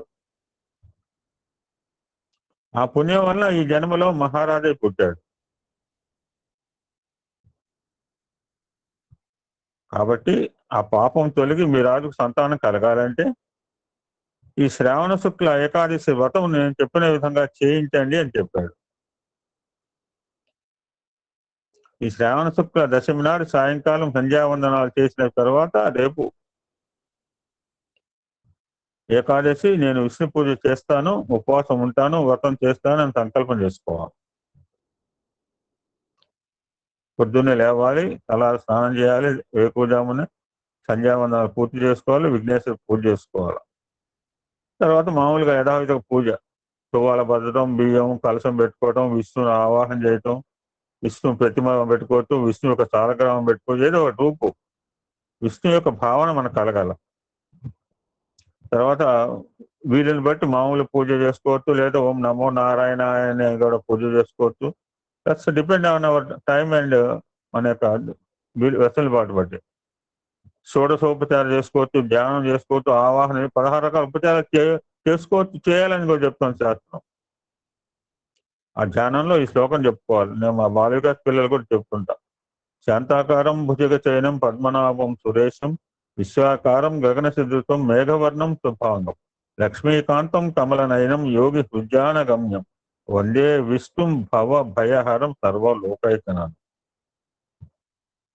ఈ శ్లోకం చదువుకున్న చాలండి. ఈరోజు సాయంత్రం పూజలు చేసినా చేయకపోయినా ఈ శ్లోకాన్ని కనుక మననం చేస్తే చాలు. సో తర్వాత అభిషేకం చేయటము, ఆ విష్ణు రూపాన్ని కానీ శాలగ్రామం కానీ చేసుకోవచ్చు. పూజ పునస్కారాలు, అష్టోత్తరాలు, విష్ణుమూర్తి యొక్క అష్టోత్తరం చెప్పుకోవచ్చు. లేకుంటే నారాయణ నారాయణ నారాయణ చేసుకోవచ్చు. బిలపత్రాలతో కూడా చేయొచ్చుట. ఏమి లేకపోతే అక్షింతలు కూడా వేసుకోమని చెప్తున్నాడు. తర్వాత ఇంత నైవేద్యం పెట్టి అది ఆ యొక్క హారతిని సమర్పించి ఓం నమో నారాయణ మంత్రం కానీ ఓం నమో భగవతే వాసుదేవాయ 2 మంత్రాలు ఏదైనా చెప్పండి చేసుకోవచ్చు. సో ఈరోజు ఇలా అయిపోతుంది. పళ్ళు తీసుకోవటం, మర్నాడు ద్వాదశి రోజు. ఏకాదశి ఎంత ప్రాశిష్టం, ద్వాదశి కూడా అంతే. ఆ ద్వాదశి గడియలు దాటకముందు చుట్టే సంప్రసాదం. సరే, అది మనందరూ తెలిసిన ద్వాదశిలో ఫోన్ చేసే ముందు ఎవరికన్నా గురువులు కానీ పురోహితులు కానీ యథార్థి స్వయం పాకం ఇచ్చుకోవడం. దిస్ ఈజ్ మంత్రం. ఇది పద్ధతి అని చెప్పారు. ఆ రాజ్యానికి వచ్చారు. ఆ మహారాజు వారికి ఈ విధంగా ఈ యొక్క పుత్ర ఏకాదశి యొక్క వ్రతం చేయాల్సిన ప్రాశస్త్యము, విధి విధానాన్ని బోధించారు. బోధించడమే కాకుండా రాజుగారి మీద ప్రేమ వాత్సల్యం ఉంది కనుక వారి చేత చేయించారు భక్తితో. అలా చేయగానే మహారాజు గారి భార్య నెలదిరగకుండా గర్భం ధరించి సంవత్సరంలో ఒక మహాత్ముని కుమారుని జన్మించింది. ఈ వ్రతము కేవలము పుత్రులనిచ్చే వ్రతమే కాదు. ఈ వ్రతము ప్రతి సంవత్సరం ఆచరిస్తే కన్న కొడుకు ఆయుష్ కూడా పెరుగుతుంది, విద్య పెరుగుతుంది, వంశ నాశనం లేకుండా. ఇదే రోజు గోవులకు ప్రదక్షిణ చేయవచ్చు. గోవులకు ఇంత గ్రాసం కూడా ఇవ్వచ్చు. చాలా పుణ్యం ఉంటుంది. ఎందుకంటే ఆ గోవుల వల్లనే సంతానంగా కలుగుతుంటాం. ఏ వ్రతంకైనా గణపూజ పూజ చేస్తాము, గురు ధ్యానం చేస్తాం కనుక గురు పూజ కూడా ఎక్కువ ఫలితాన్ని ఇస్తుంది. ఓం శాంతి శాంతి శాంతి. సమస్త లోకా సుఖినో భవంతు. లోకా సమస్త సుఖినో భవంతు. ఓం శాంతి శాంతి శాంతి. ఈరోజు సమయం లేదండి. రేపు morning we review the chapter, then next satsang will taken. ఓం శాంతి శాంతి శాంతి.